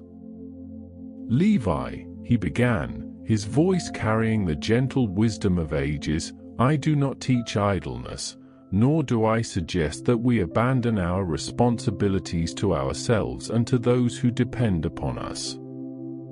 Indeed, the Father expects us to be diligent, to use the gifts and talents He has bestowed upon us for the good of all, to be good stewards of the earth and its resources." He looked out towards the distant lights of the fishing villages, where men would soon be rising to cast their nets. "But there is a difference, my friend, between diligent effort born of faith and anxious striving born of fear. When you trust that the Father knows your needs, that He cares for you with an infinite love, then your labor becomes an act of worship, your planning an act of cooperation with His divine plan, rather than a desperate attempt to control an uncertain future." He paused, allowing the profound distinction to settle in their minds.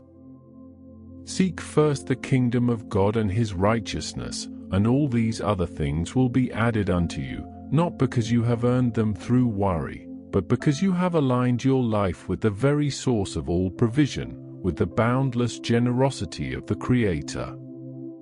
The old woman from Capernaum, her eyes now fixed on Jesus, spoke with a voice surprisingly strong for her age. "Master, you spoke of humility, of meekness inheriting the earth. But the world we know often seems to reward the proud, the powerful, those who assert their will with force. How can the meek truly inherit anything but further oppression?" Her question, born of a lifetime of observation, touched upon the deep-seated human struggle with injustice and the apparent triumph of worldly might over spiritual virtue. Jesus met her gaze with an unwavering tenderness, his words a soothing balm to her weary spirit. "My dear woman," he said, his voice imbued with profound compassion, "the inheritance I speak of is not of earthly kingdoms, which rise and fall like the tides, nor of fleeting power, which corrupts the soul and ultimately crumbles into dust. The meek, those who do not grasp for worldly power, who do not seek to dominate or control, but who cultivate a spirit of gentle strength and humble service, they are the ones who truly inherit the earth in a far more profound sense." He extended a hand, gesturing towards the fertile land around them. They inherit the understanding of its rhythms, the appreciation of its beauty, the wisdom to live in harmony with its Creator. They inherit the peace that comes from not striving, the joy that comes from true connection, and the lasting influence that comes from a life lived in integrity and love, an influence that shapes generations, long after the empires of the proud have faded into forgotten history. He concluded, his voice resonating with the quiet power of eternal truth. Their inheritance is not taken by force, but received as a gift, a blessing for their gentle spirit, a stewardship of the very essence of life. The young man from Tiberias, his earlier cynicism now completely dissolved, found himself asking a question that had been stirring within him since Jesus spoke of the narrow gate and the broad road. "Master," he began, his voice earnest and tinged with a newfound humility, "you spoke of the difficulty of the path, of the narrow gate that leads to life. If the way is so challenging, if it demands such radical transformation, how can we be sure that we are truly on the right path, that our efforts are not in vain?" His question reflected the universal human longing for assurance, for a clear sign that one's spiritual journey is indeed leading to its intended destination. Jesus looked at the young man with a gaze that seemed to penetrate to the very core of his being, a gaze filled with both challenge and encouragement. "My son," he replied, his voice firm yet gentle, "the path to which I call you is indeed challenging, for it demands nothing less than the transformation of your heart, the reordering of your priorities, and the unwavering commitment to love God and your neighbor as yourself. It is not a path for the faint of heart, nor for those who seek an easy way out." He paused, allowing the gravity of his words to settle. "But you will know the path, and you will know the fruit of your journey, by the fruits you bear in your own life and in the lives of those around you. Do you find yourself growing in compassion, in patience, in kindness? Do you find yourself forgiving more readily, judging less harshly, serving others with a more generous spirit? Do you experience a deeper peace, a more profound joy, even amidst the trials of life?" He looked directly at the young man, his eyes shining with conviction. "By their fruits you will know them, and by your own fruits, you will know that you are indeed walking the path that leads to life, a life abundant and eternal." Jude, who had been listening intently to the exchanges, finally spoke, his voice quiet but resolute. "Master," he said, "we have heard your words, and our hearts are stirred. We desire to follow this path, to live these truths. But the world is full of distractions, of temptations, of voices that would pull us away. How do we remain steadfast?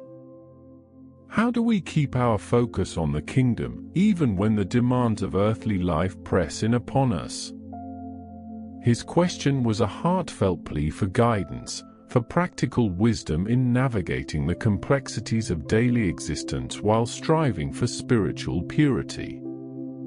Jesus turned to Jude, his expression one of profound affection and unwavering trust. "Jude, my loyal friend," he began, his voice imbued with a deep sense of purpose, "the world will indeed present its challenges, its allurements, its trials. But remember the foundation upon which I have called you to build your lives, the solid rock of hearing and doing these words." He gestured towards the ground beneath them, a symbol of stability and strength. To remain steadfast, you must continually return to the source of your strength, to the wellspring of truth. Spend time in quiet reflection, in prayer, in communion with the Father, allowing His Spirit to renew your hearts and minds, to remind you of your true purpose. He looked at each of them in turn, his gaze encompassing their individual struggles and collective aspirations. "And gather together, my friends. Support one another, encourage one another, hold one another accountable in love.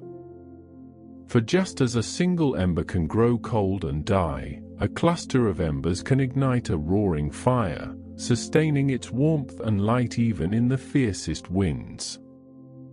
You are not alone on this journey, and the Father's grace is always sufficient to guide you, to strengthen you, to empower you to live out these truths, even in the midst of a world that often seems to walk a different path."